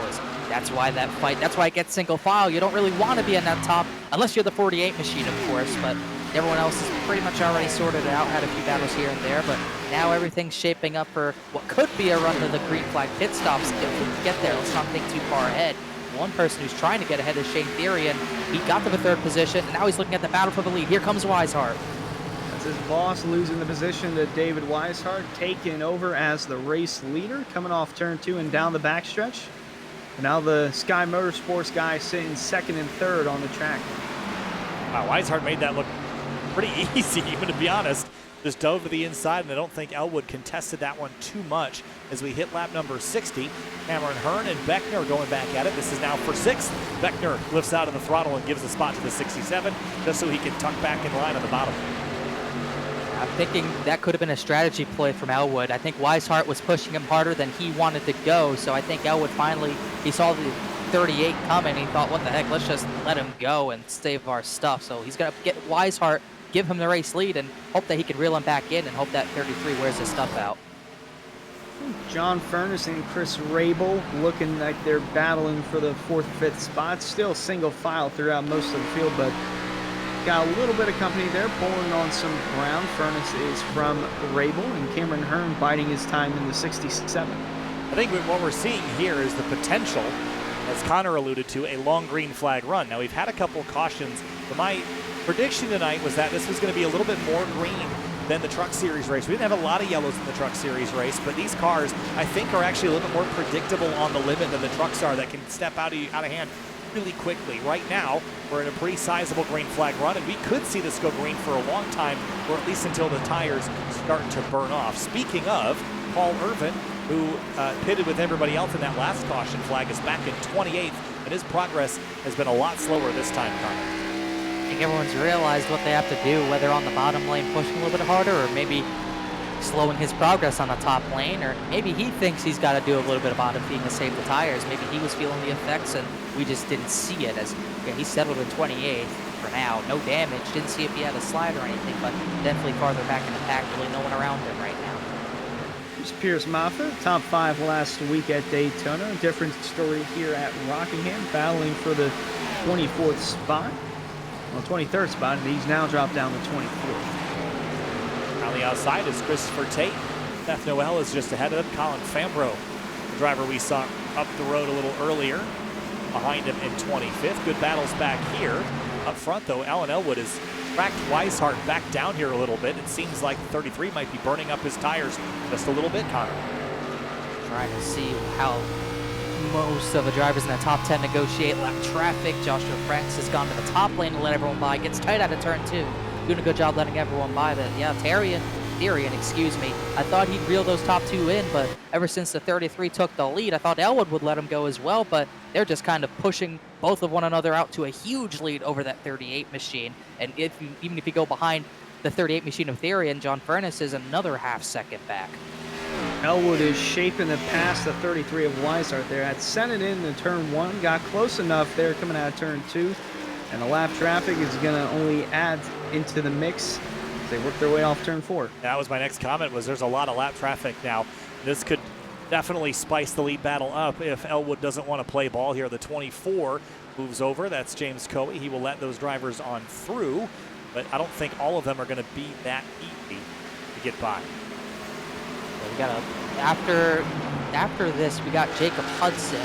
Garrett Heath is there as well. And then you got Jacob Hudson, maybe 4 seconds up the road. It's going to be another 5+ seconds to Tommy Ryan, who's at the back half of a number of lap cars. So still going to take a while to get there as the 23 of Heath gets out of the way here.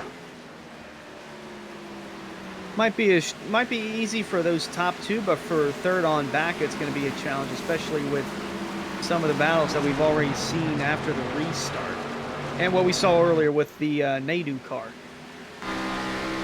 Chris Rabel in the 29 fighting off Cameron Hearn in the number 67 Chevrolet. Good battles here. There's Travis Beckner just behind Scioli and Munsell also in the mirrors. We approach the halfway mark. Let's talk pit or fuel distance here. I'm going to guess that your pit window is somewhere between 50 and 70 laps, which means that we are not too far away from being able to make it to the end on fuel. And I think some drivers could predict a green flag run and get their fueling done, but I think late race caution, you're going to want tires no matter what time. Oh, for sure. I don't think this is one of the tracks you want to pit early at. It's going to be, if it went green from here, maybe 105, 110 lap run to the end. So you might see people pit around lap 95 to the lap 100 range if they want to split it up evenly, as they're splitting it evenly 3 wide, 3, 3, and 4, going around the lap car. But my logic would dictate I'd pit around maybe lap 97-ish if I wanted to split this in half. That's usually my strategy, but obviously I think we're going to see a lot of strategy. I don't think we'll see a lot of people pit early. I don't think that's going to move at a caution-prone potential track like Rockingham, but I wouldn't be surprised to see people stretch the field all the way to the end to try to catch that yellow slide through turn 3. That was maybe Garrett Heath trying to get out of a way of everyone. I thought that was going to be a spin, but I think he was just maybe bringing it down to maybe park it for the night. And looking throughout this pack here, it's certainly getting spicy. Excuse me, Wistar got really checked up by Jacob Hudson. Now they're 3 wide with 2 drivers racing for the race lead. That was almost a big crash. Instead, it's Alan Elwood going almost to the point for the race lead. He should clear him out of turn 4.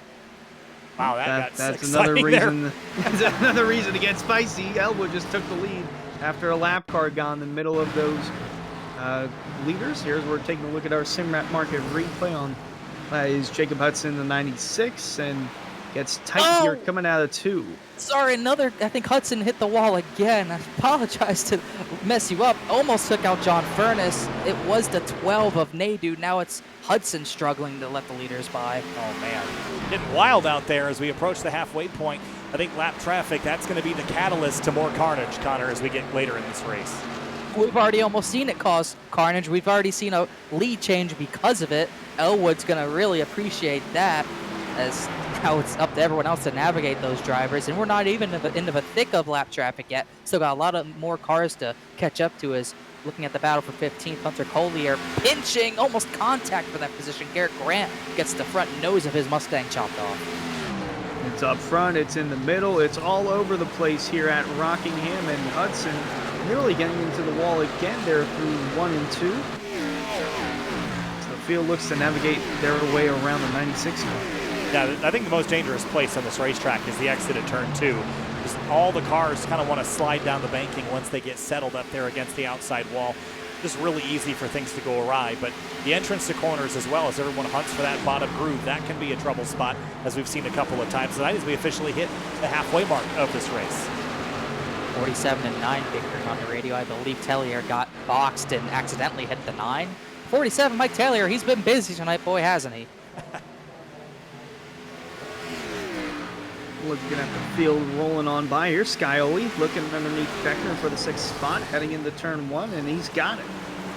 Made that look pretty easy. Chris Rabel and Justin Munsell right behind as those two continue to scrap.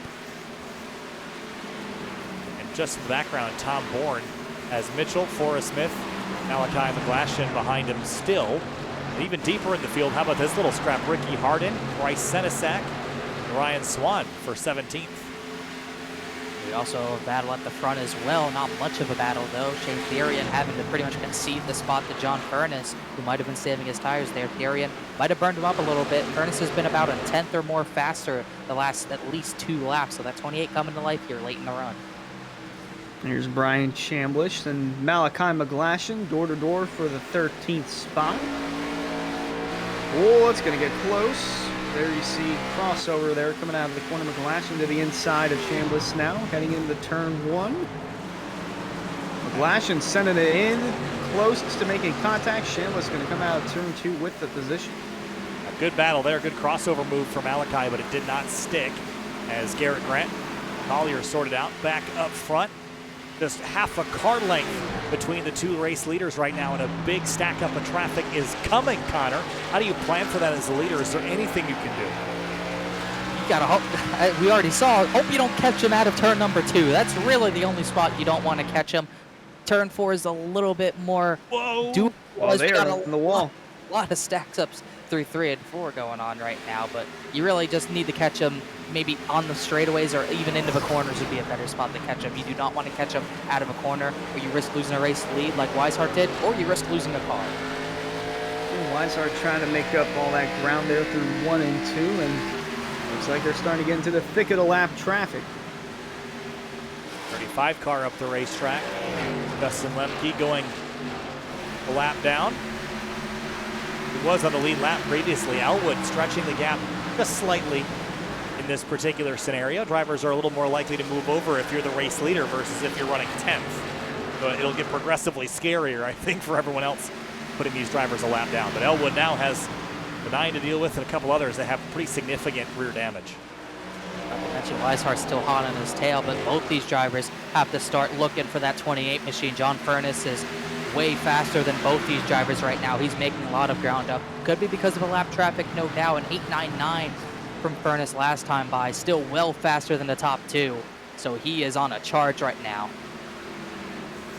Yeah, he is coming in a hurry, and a little further back, some side-by-side squirreliness between Beckner and Munsell, door-to-door for that 7th spot. Munsell looking underneath of Beckner, but coming out of the corner, the run's going to go to that 27 car to keep him in it for the moment. Dead even head into 1. Whoa, that was really tight. Little tire tracks coming off the 20. Runs the 27 up the hill, Connor. Yeah, that was very, very close. I thought that was going to be the wreck right there, but really what could be the wreck is... Oh, they're going to crash! Oh, into the wall! He's going to be able to save it somehow. I don't know how he was able to do that, but that was a huge hit for the 20 into the wall. Well, they both got into the wall. Beckner was trying to of Munsell and got into the backstretch wall himself. We'll take a look at it on a SimRat market replay. He just clips it. That was right there and into Munsell. Somehow they did not crash, and they're still battling for the position. On board here with Beckner. That's the same exact move from last season that cost Colin Fairbrother the win. He just clipped the wall there going down the backstretch and kind of lost it there with 5 to go. Yeah, certainly, I think Munsell got the worst end of that, but he did get the spot after all of that. Ooh, lap car in the fence as Tom Bourne and Greg Mitchell work their way on by. Up for 2nd place, here comes John Furness sneaking into the mix past Weishart. Furness, no doubt the fastest on the track right now, but I'm looking at where the wreck's going to happen. 16th on back is a hornet's nest right now, going through turn 3 right now. I don't know how they made it this far. I don't know how they'll make it any further. Ricky Harden, Ryan Swan, Bryce Senesac, and others involved in this mess right now. It is heyday for these guys. Yeah, mid-pack is getting spicy as can be. Not to mention the lap traffic that they're encountering. That one nearly clipping the wall. It's cutting down to the bottom. The green and white car. 13, Andrew Santo. Eric Grant and Forrest Smith. These two have been side by side a lot tonight, as has Grant with Collier. But either way, the number 5 Mustang has been door to door as here we are for the race leader, Connor, into turn 3. Furness to the bottom, preferred line. Don't know how much Elwood's going to want to fight this, as he's got David Weishart, who's going to try to follow Furness through, as they're going to be side by side at turn number 4. Elwood leads that lap, but I don't think he'll lead the next lap on the outside. Furness sending it to the inside. Maybe a little bit of a push from Weishart as top 3 right on top of each other. Whoa, big lift from the 28. It's a 3-car heat for the lead. Elwood's going to have it for the time being. Weishart just watching in 3rd in the catbird seat, ready to pounce whenever an opportunity strikes. Furness with a run on the bottom. Elwood's got the line coming out of the corner. He'll lead this lap. Will he lead the next one? Coming next time to 60 laps to go, and the battle is on. The 28 checks up and slides up the hill here a little bit. Can Elwood throttle up? You can't get as good of a run on the outside here at turn 2 because you have to lift as you come over the crest. Furness still has some overlap here, but he's got to make up some ground through 3 and 4 if he wants to hang on to it. It's hard to throttle off the top of turn 2, but Furness has to lift so much to not run into the 49 machine that's just hurting his exit too much to actually challenge on the bottom and stay side by side. Elwood's clear again. Well, Weishart looking to make a move underneath the 28, nearly getting into Elwood there. Now they're going to settle for the moment. 1, 2, 3, all bumper to bumper. Will that fizzle for now, or will it refire? 28 bouncing over the bumps behind that 49. I think for now it's going to fizzle. Quickly jump back here. The 93, big time sideways into turn 3 there, Connor. He was hanging that bar out, dead sideways, trying to run down the 98. Seth Noel, I don't know how he didn't run into the back of Hunter Collier. I think he thought he was going to hit him, slammed on the brakes. Spin in front of him. Oh, we got a spin. Ryan Chambliss saved it. Oh, they're going to have to get checked up right here. Might cause a bumper-to-bumper crash, and there they're it is. Nope. Glasher was able to save it. He almost ramped the wall as well. And everyone stacked up behind Chambliss now. This is 12th on back, only separated by maybe 2 seconds. Battle for the lead. Wow. Furness past Elwood in turn 2. I think he's going to be able to keep the spot this time. Elwood couldn't get the throttle up out of turn number 2 on the top lane. And now you got to start thinking pit stops if you're Elwood. Lap 93, you don't... If he saw what was happening 12th on back, you're not even thinking about pitting until there's no fuel in your car. Yes, there's chaos happening all throughout, and Furness finally taken over as race leader. Seemed like that was inevitable with the way he caught up with Elwood and Weishart. He dropped now to 2nd and 3rd on the track. And Furness looking to run away with it here with 55 to go this time by. That was a wild couple of laps there, and great job by the 25. He had to slam the brakes to not run into a group in front of him in turn 1. Got the car completely sideways, and then it almost was a bigger mess behind. Crystal, wow, look at this mess. Oh, gosh. James Coey was in the wall, and everyone was just trying to avoid. Someone's on the apron. Christopher Tate from 19th. I don't know if that was a scheduled pit stop or he just wanted to get the heck out of there, which I wouldn't blame him for doing that. The 24 was almost certainly about to cause a 10-car pileup, but somehow, once again, they make it through somewhat unscathed. They are flirting with disaster throughout the field. I mean, not only for the lead, but around 10th, 15th, 20th, you pick the spot. They're all over the place, and 33 of Weishart has made his way down pit road. I think this is going to open the door for the rest of the field to come down and make some green flag pit stops. Yeah, this is going to be it, I think, for pit stops tonight, provided we go green to the end.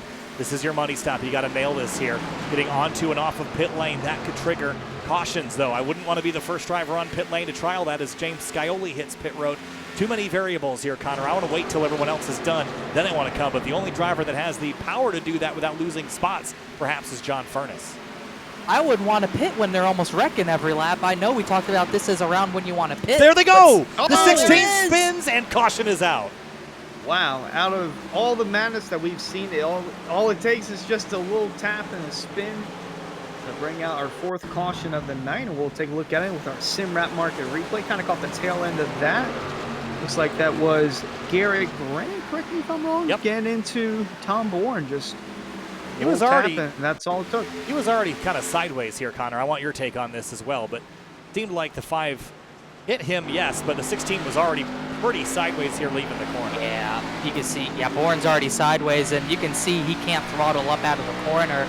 Kind of has to check up a little bit to not loop it. 5, he can't really do anything about it because he's not expecting him to check up at that point. Nothing really he can do, and that's why if they saw what was happening behind them, the leaders, they wouldn't have pit because Scioli has to take the wave around. More importantly, Weishart's going to have to take the wave around now, which puts him at a huge disadvantage. And this only helps the Sky Motorsports guys of Therian and Elwood. They were running, well, at the time, 2nd and 3rd. But with Weishart in front of them, they were 3rd and 4th. But now that Weishart is essentially out of the equation here with about 50 laps, or it's going to be less than that when they go back green, it's going to bring a 1-2 punch for John Furness to try and fend off both Sky Motorsports drivers.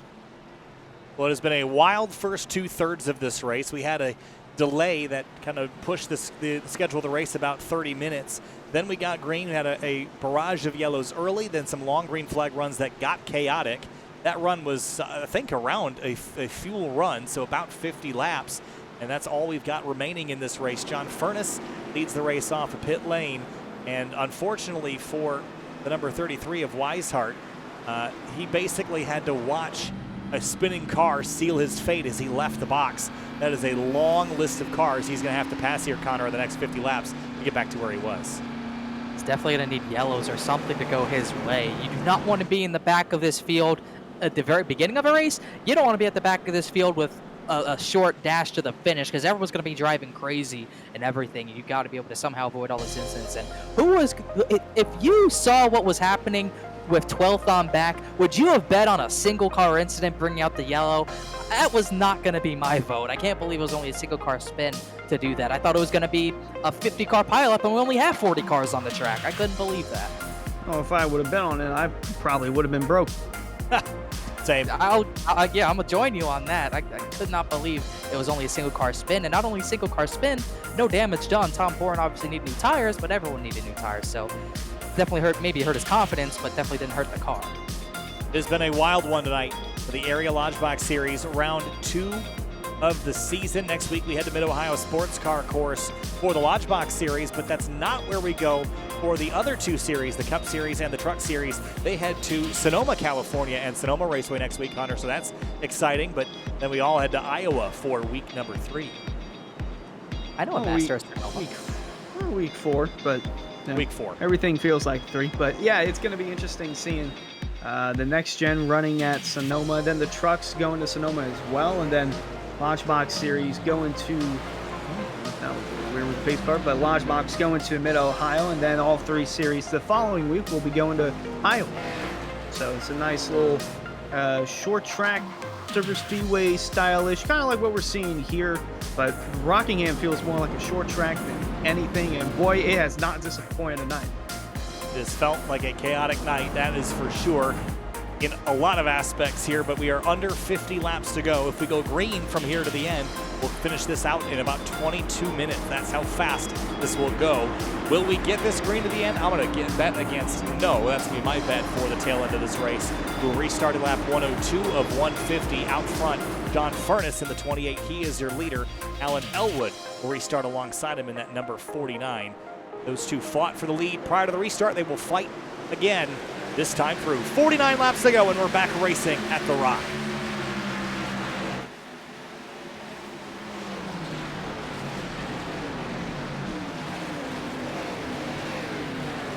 And we get out of turn 2 without any dramas here. So far, so good, Connor. We're going to see what Alan Elwood wants to do with this run. We saw how fast Furness was on the long run. If we go another 50 laps, Elwood's got to be thick, and he needs to track position now. He's going to go for 27. Beckner collided with Garrett Grant on the front stretch there. No caution.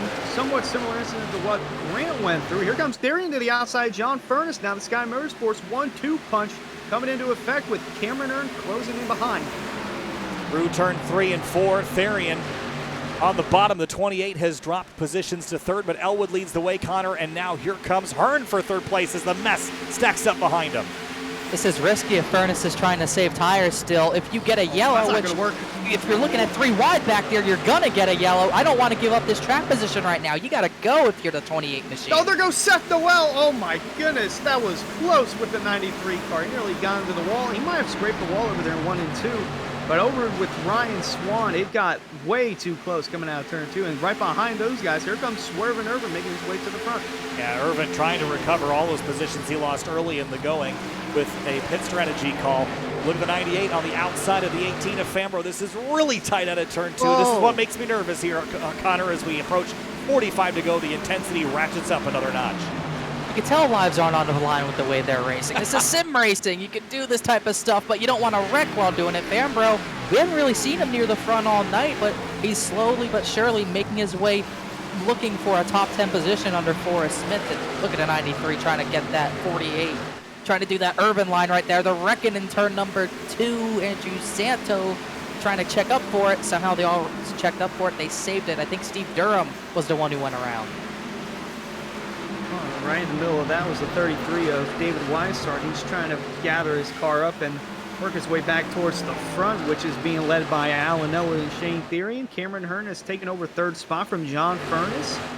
And a little further back here, Hunter Collier, the 98, and Colin Fambro now making his way inside the top 10. I can't Behind believe those guys, it's a mess. I can't believe we haven't seen a crash on this restart with how chaotic it has been. That word. Oh, look at this mess. The 93 is Seth Noel drops to the inside here, Connor, as he hit to turn 1. Don't jinx it. We're waiting. You can't say that yet. We're not out of the clear whatsoever with these guys. Oh, it's almost going to happen right there. Smith and Swan might have made contact. Oh, they're in the wall. 74. That was the 48. These guys are flirting with disaster every time they touch that backstretch wall. At that time, it was Malachi McGlashan. I can't believe they have yet to crash coming off the backstretch wall. I think we've seen about 15 crashes in the last 5 laps that didn't actually turn into crashes. The 54 took a huge swipe at the 84, and somehow they didn't touch. Which 54? I'm still confused. Got red and blue. The red one. There we go. Right, Swan. Yeah, you said 15. I think 15's generous. We might be 24 at least. Look at Paul Irvin. That's a bit too high. That was literally the Larson line, and that's a bit too much. Took the words out of my mouth. Literally the Larson line in the 48, and looks like Seth Noel trying to replicate that. Forrest Smith in the 84. Looking underneath for that spot. They are still flirting with that backstretch wall. Got 40 laps to go next time by, and still a couple groups of cars still running door to door. This time is the 18 of Fambro, Brian Chambliss, who was sideways and almost crashed a little while ago. He's fighting his way back into the top 10. And Malachi McGlashan fighting Pierce Maffett in the 44. Maffitt's going to drive on by, and just up the road, look at Noel to the inside, Connor. That's not going to work, I don't think.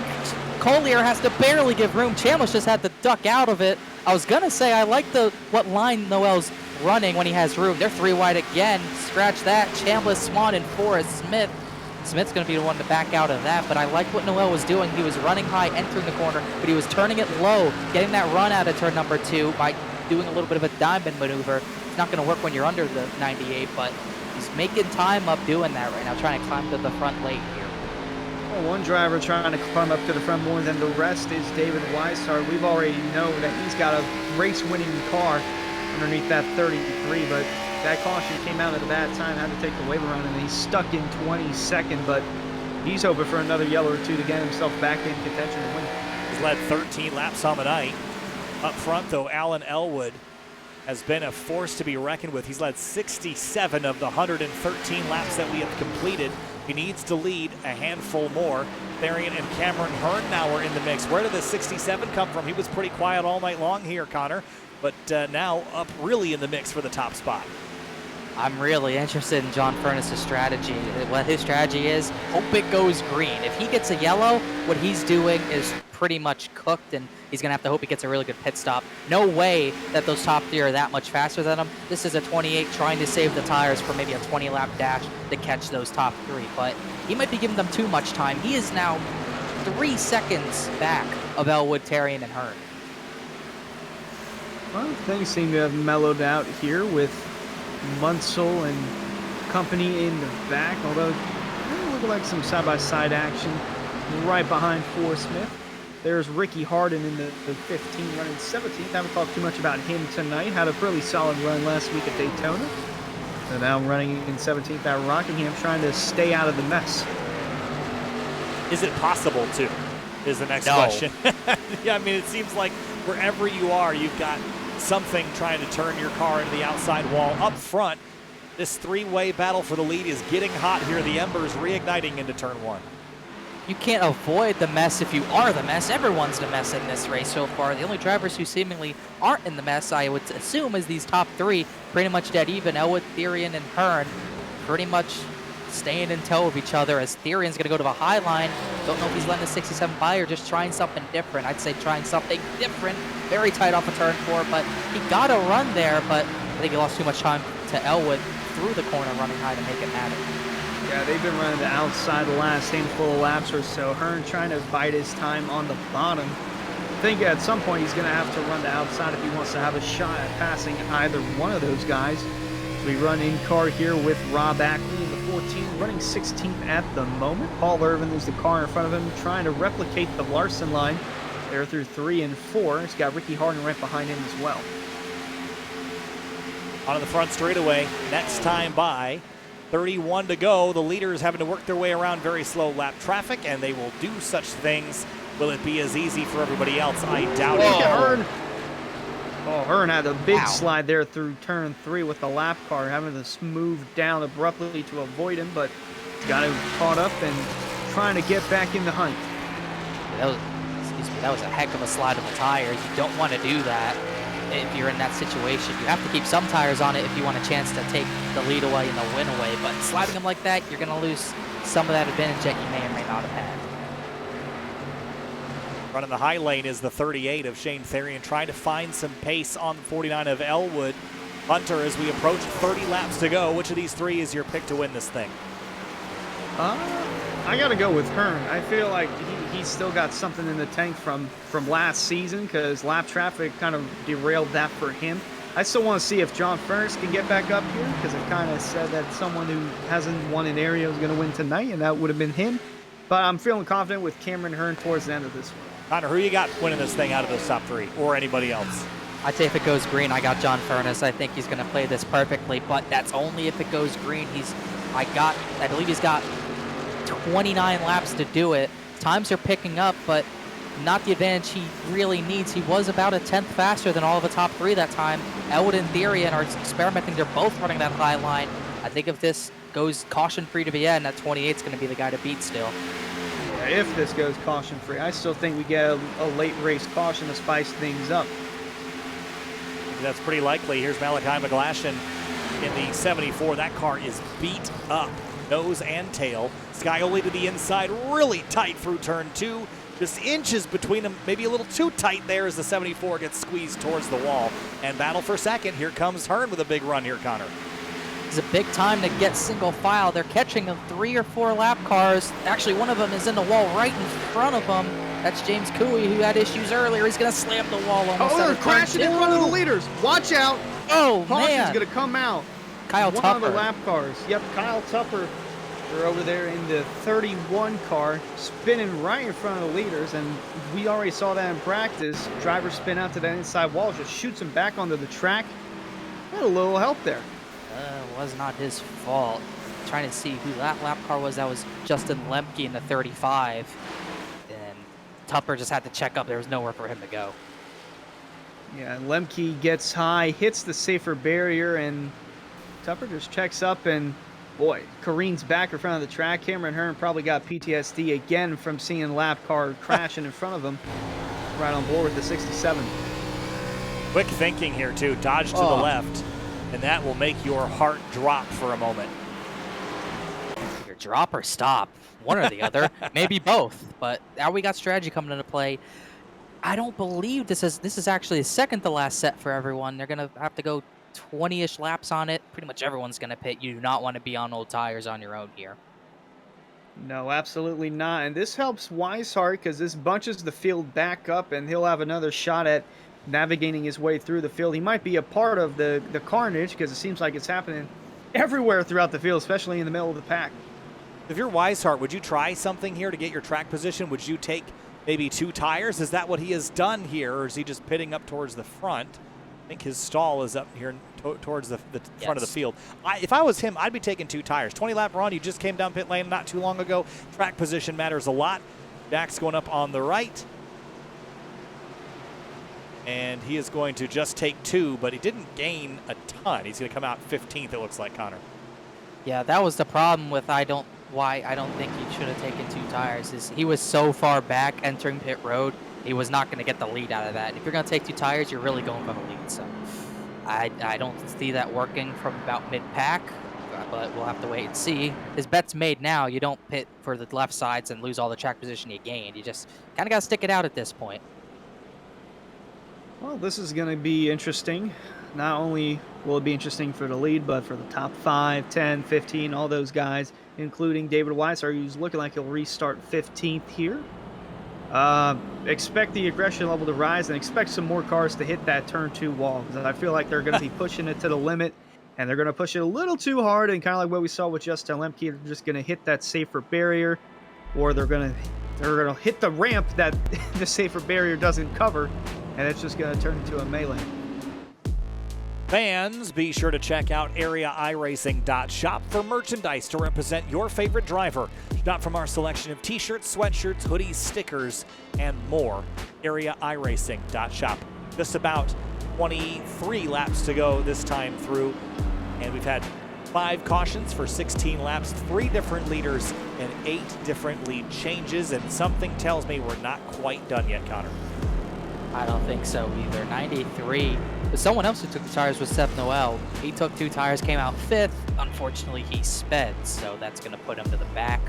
He came in, took his left sides, and went back to the rear of the field. Has a little front end damage, but otherwise a clean race. Unfortunately, the strategy's not going to work for them, as we're going to double up here and try to do about 22 laps to the end here. I'm pretty interested to see what John Furness does here now. His strategy was to lay back, wait for them to come to him if it went green. It didn't go green.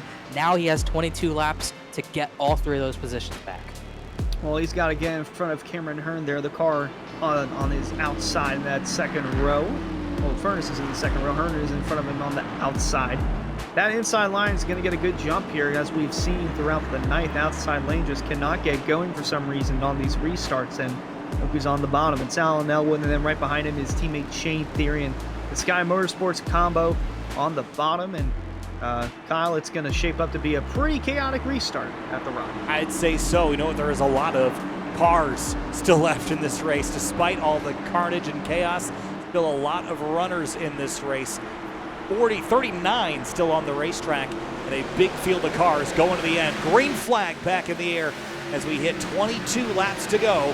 Elwood fires off, clears there into turn 1, but the battle is on behind him. Top 3 get single file, but Furness stuck on the outside. Chris Rabel to 4th. Where did he come from? I don't think we talked about him all night. Look at him in the top 4 as they're side by side for second. Well, he restarted right behind the Sky Motorsports teammates. And back in the back, back in the back, trying to see who that is. Yellow flag's going to come out. Oh, they're piling in. 8 car. Saw that. Turned around. That's Brandon Key. 99 was another one involved there, Tommy Ryan. The 8 was the one that was kind of stuck on the banking there for a moment. Here's a look at what happened. To the inside, 22 shoots it to the inside, and that's an optimistic move to make. Late in the race, 20 to go, but that was rarely going to work, and that was the 24 of Cooey again, just slamming the outside wall, just trying to avoid. Another spinner, didn't see that one. Russell LePage got into the 8 there, and that's what triggered this whole thing. But you saw the 24 of James Coey come to a complete stop, and it, that kind of abrupt stop just spun the car sideways and into the outside wall. It was kind of awkward here, so we'll ride on board the Bass Pro Shops car and see how he just came to a dead stop here on this apron. Yeah, he was involved in one of the first wreck of the day just a little bit, and involved in that one a little bit more. Doors, the car that's coming why down he came to a dead stop. Yep. Yeah. It's contact from the 24, not of his doing, just in someone else's mess, and that car is all tore up. That's actually friendly fire. They're both teammates, Matt Cochran and James Coey from Darnell Racing, so that's not how you want to race your teammate or anywhere on the track. Don't want to crash into him. But, you know, the aggressive move that we saw from the 22 of Russell LePage, that's something we're going to see throughout the rest of this race. Anytime we get any of these late race restarts, especially heading into turn 3, kind of like what we just saw there.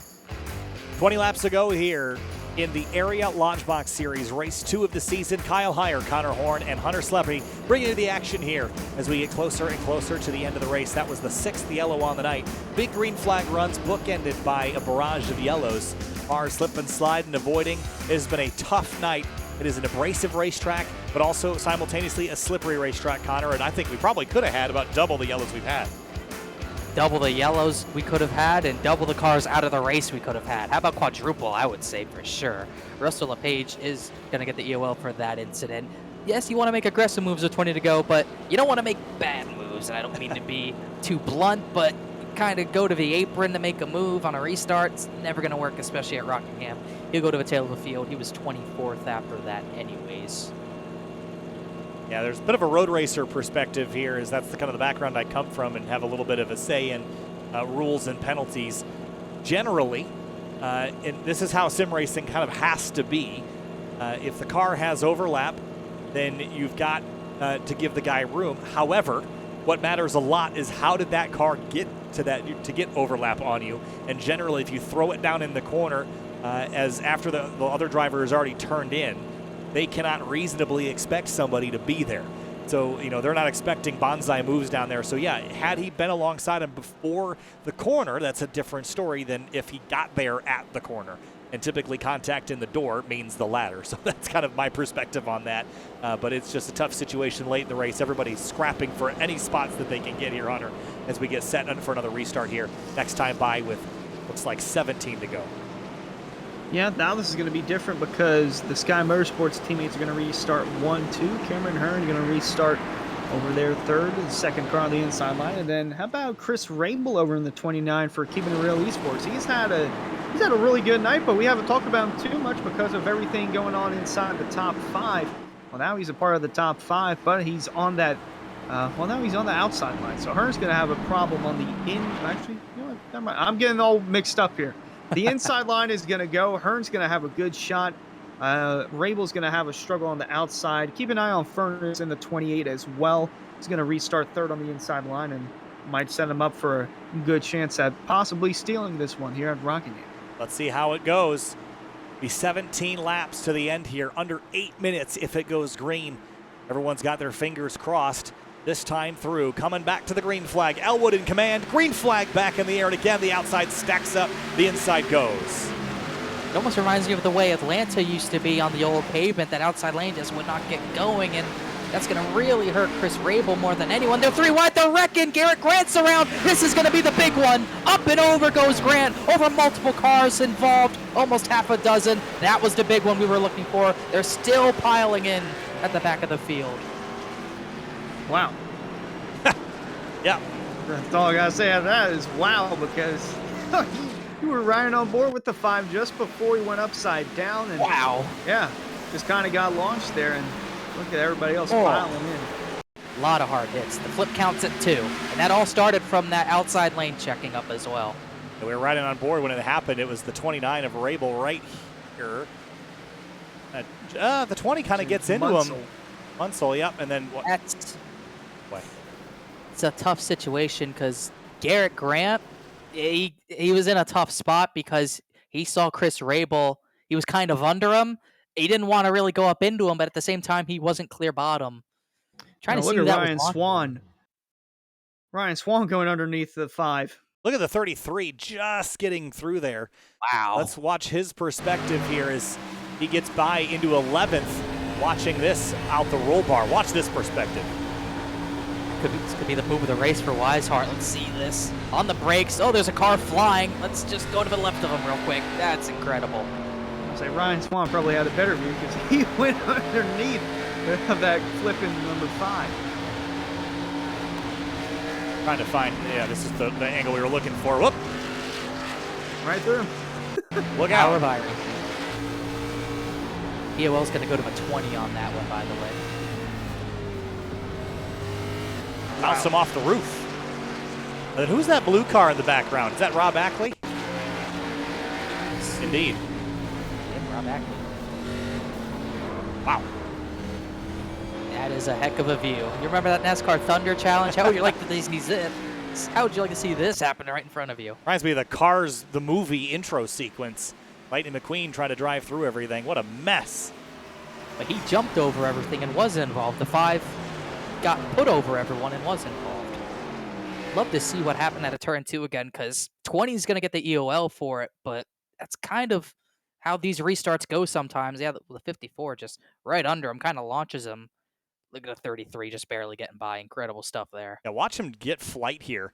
Bounces in the wall, goes off the nose of the 2, up and over, and then right here, roof. The roof contact there, but Connor, you wanted to go back and see kind of the genesis of this all again. And from up above, what we're going to see.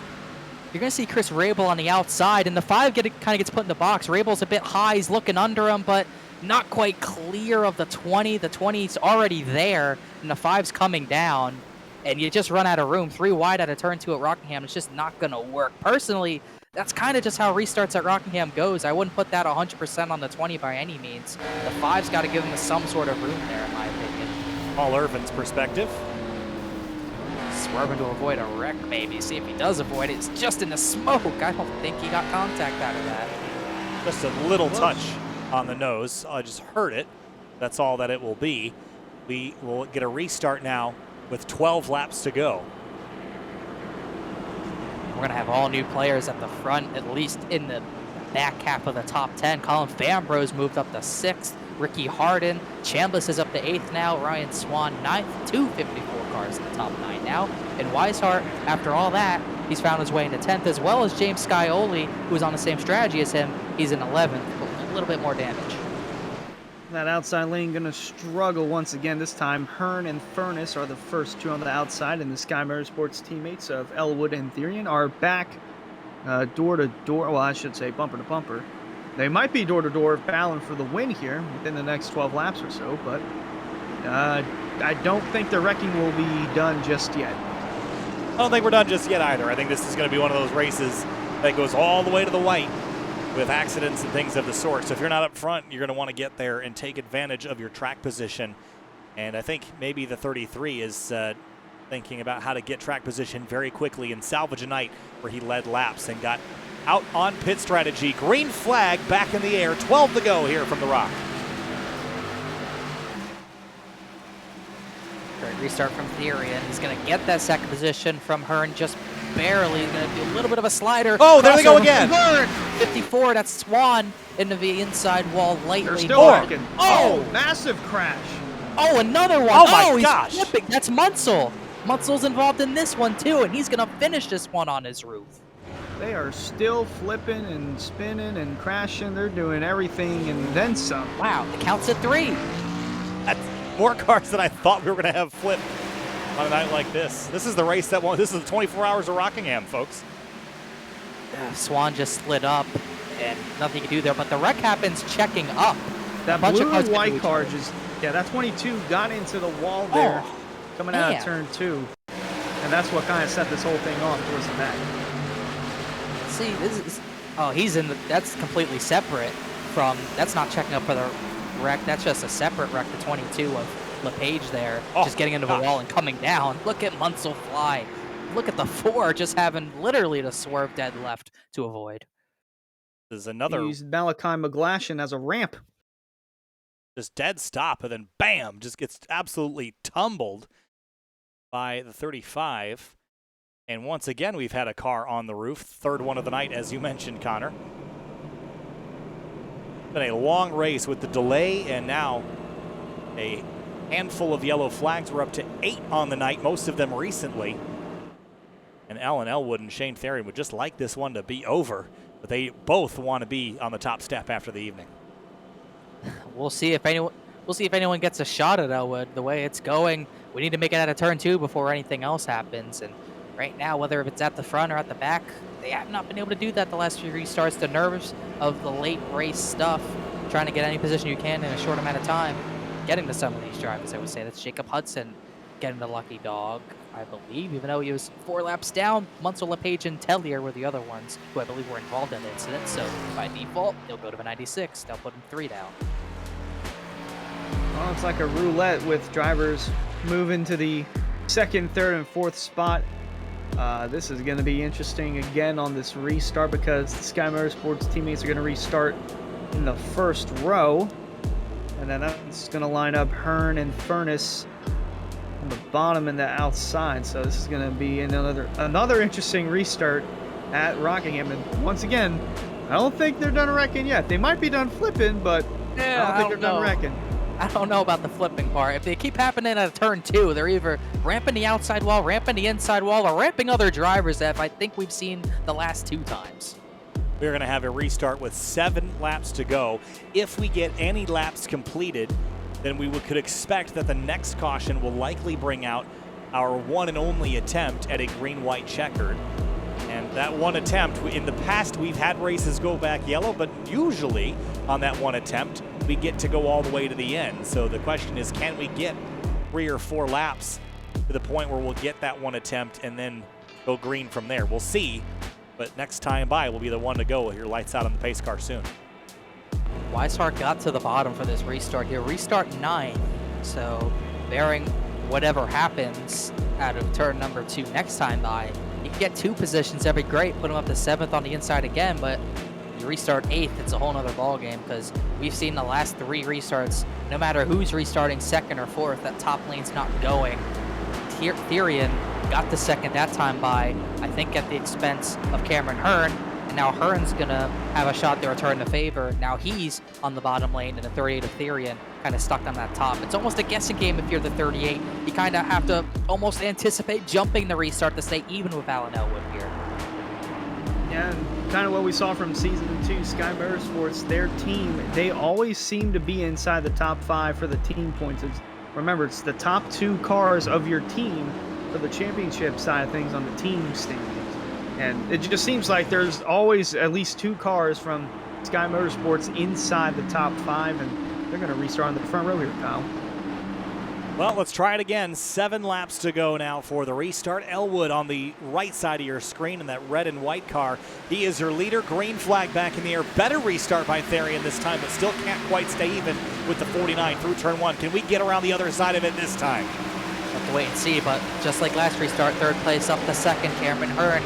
He's going to have another shot at the 49, but here comes the 38.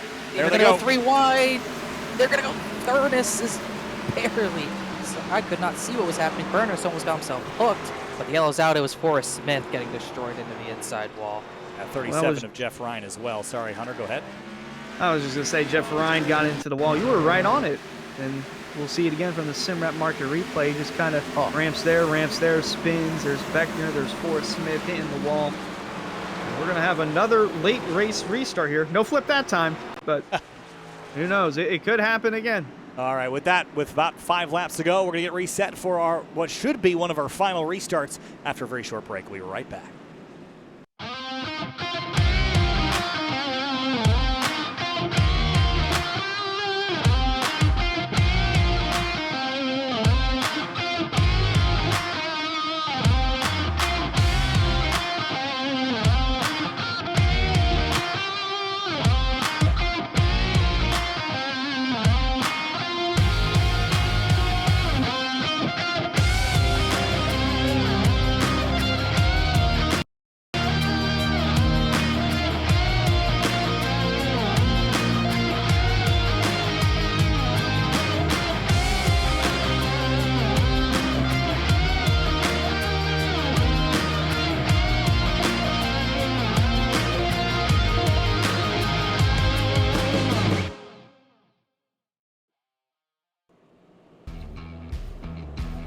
Back live from the Rockingham Speedway in North Carolina, just southeast of Charlotte. It has been 2 hours and 17 minutes since we first brought you the action. A delay for the start of the race, and then a wild 146 laps until now. 5 laps remaining in the second race of the season for the Area Lodgebox Series. I'm Kyle Heyer, joined by Connor Horn and Hunter Sleppy as we get prepped for what could be one of our final restarts on the night. Connor, it has been crazy, and we're not quite done yet. Oh, we're nowhere near done for sure. We've had a number of different drivers come into the top 10 at the end of this race, but the constant up the front, the likes of Alan Elwood leading, Cameron Hearn and Shane Therian have been swapping second place back and forth every restart. It's dependent on who restarts second and who restarts third.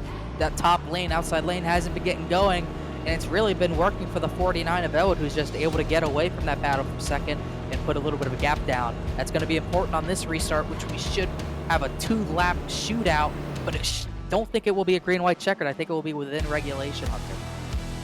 Yeah, we'll have to check with the admins on that just to get clarification, but it seems like if you're that leader of Alan Elwood, anywhere you go, that outside line is going to be struggling. And that last time by the inside line, the car right behind him didn't get going as well, although this time by, you're going to have Hearn restart on the outside, and then teammate Shane Therian again on the inside. John Furness once more on the outside.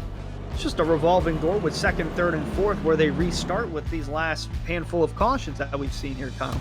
So with this, we are going to get a restart with 2 laps to go.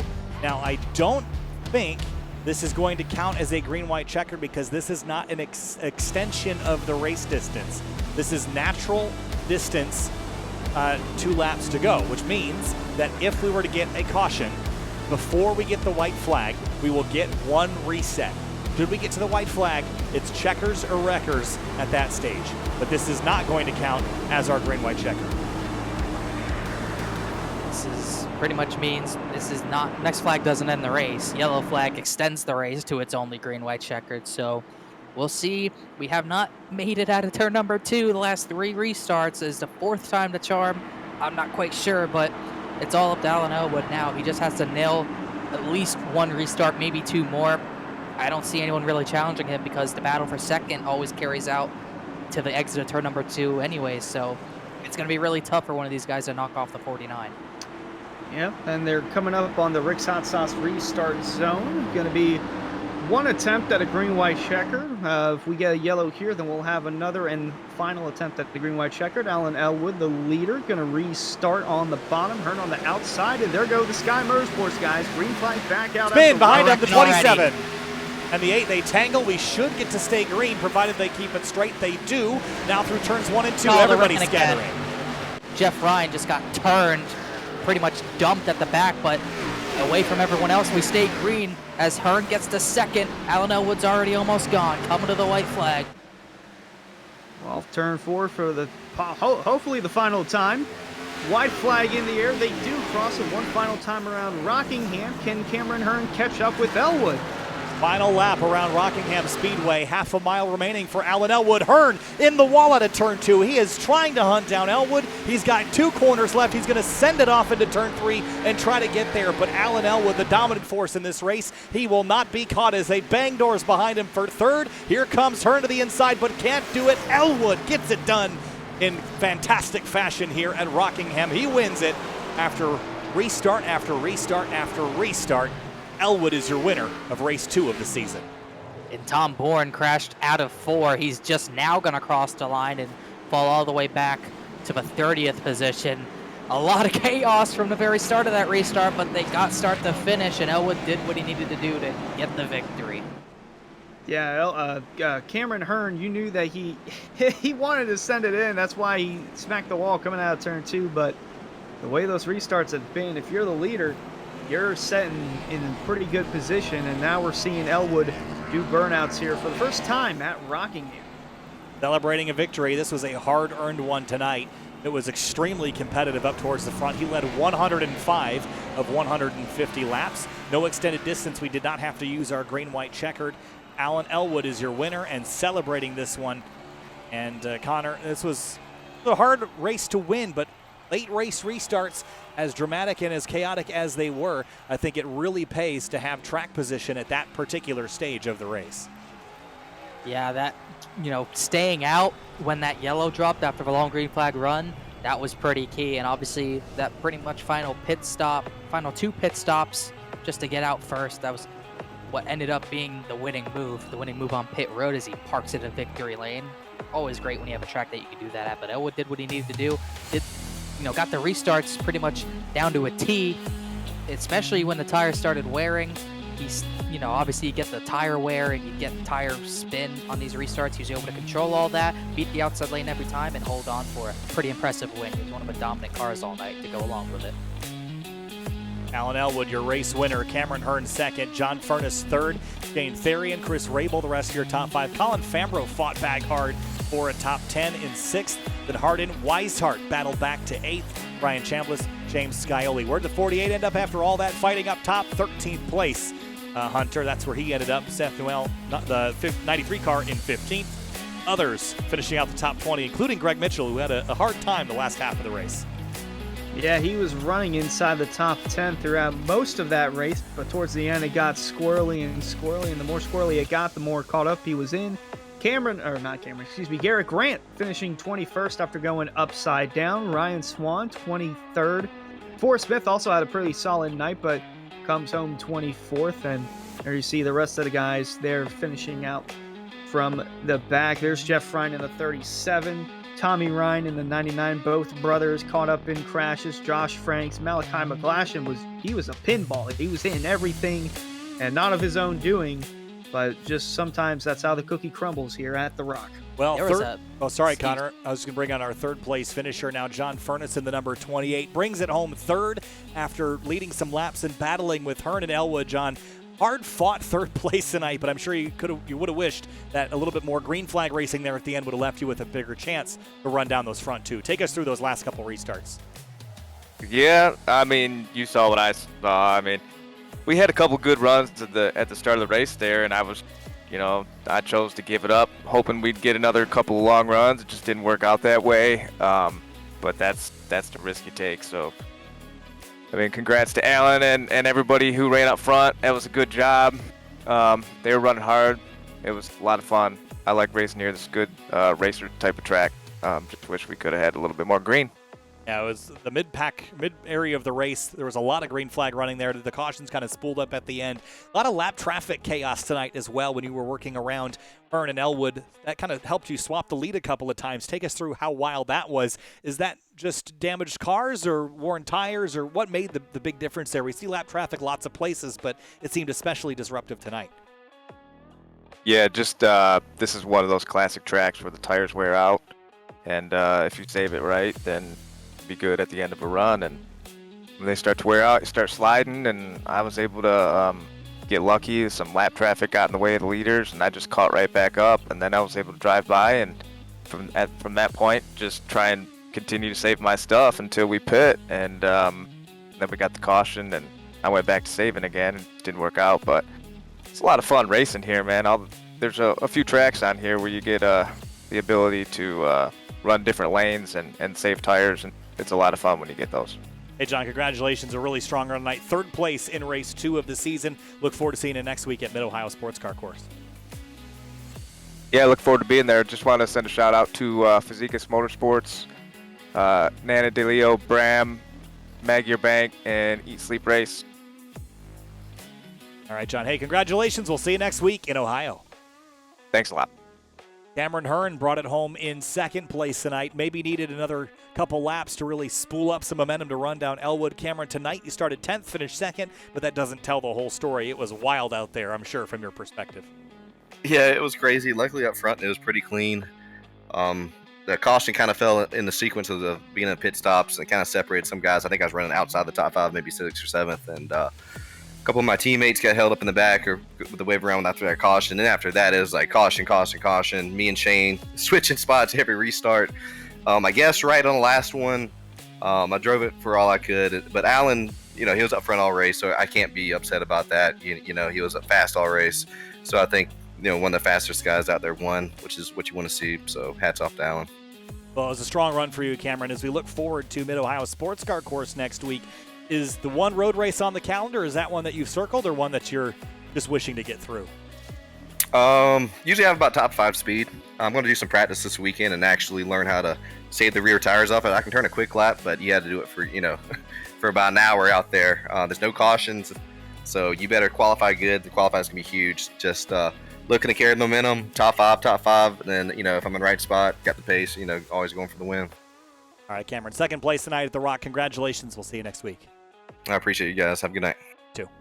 Moving on now to race winner Alan Elwood. Led 105 laps en route to winning his first race of the season. Alan, first of all, congratulations. That was not an easy one tonight by any means. Battling all throughout the field, up front, making your way through lap traffic, Furnace, Hearn, Therian, all in the mix, but you came out on top on those late race restarts. Take us through your perspective and what you saw out the mirror. Yeah, it was a really fun race there for a long time up front. We had a lot of different names up there battling it out, and we were all racing clean. A couple close moments, but it's Rockingham, short track. You're going to have that, and you got lap cars involved. So definitely crazy there a few times, but I had a blast. It was really cool to actually have an extra lane there in 3 and 4, especially to get up high and run around. Trying to make something work there, and John Furnace made that high side work there for a long time, 3 and 4. Really put the hurt on us there before the cautions came out, but I'm just glad we didn't pit and get caught by that caution, and we're able to stay up front and hold them off. Was a really impressive, strong run tonight. Alan, it's going to be a great win for you in that playoffs hunt, so congratulations, and best of luck to you next week as we head to Lexington, Ohio, and Mid-Ohio Sports Car Course.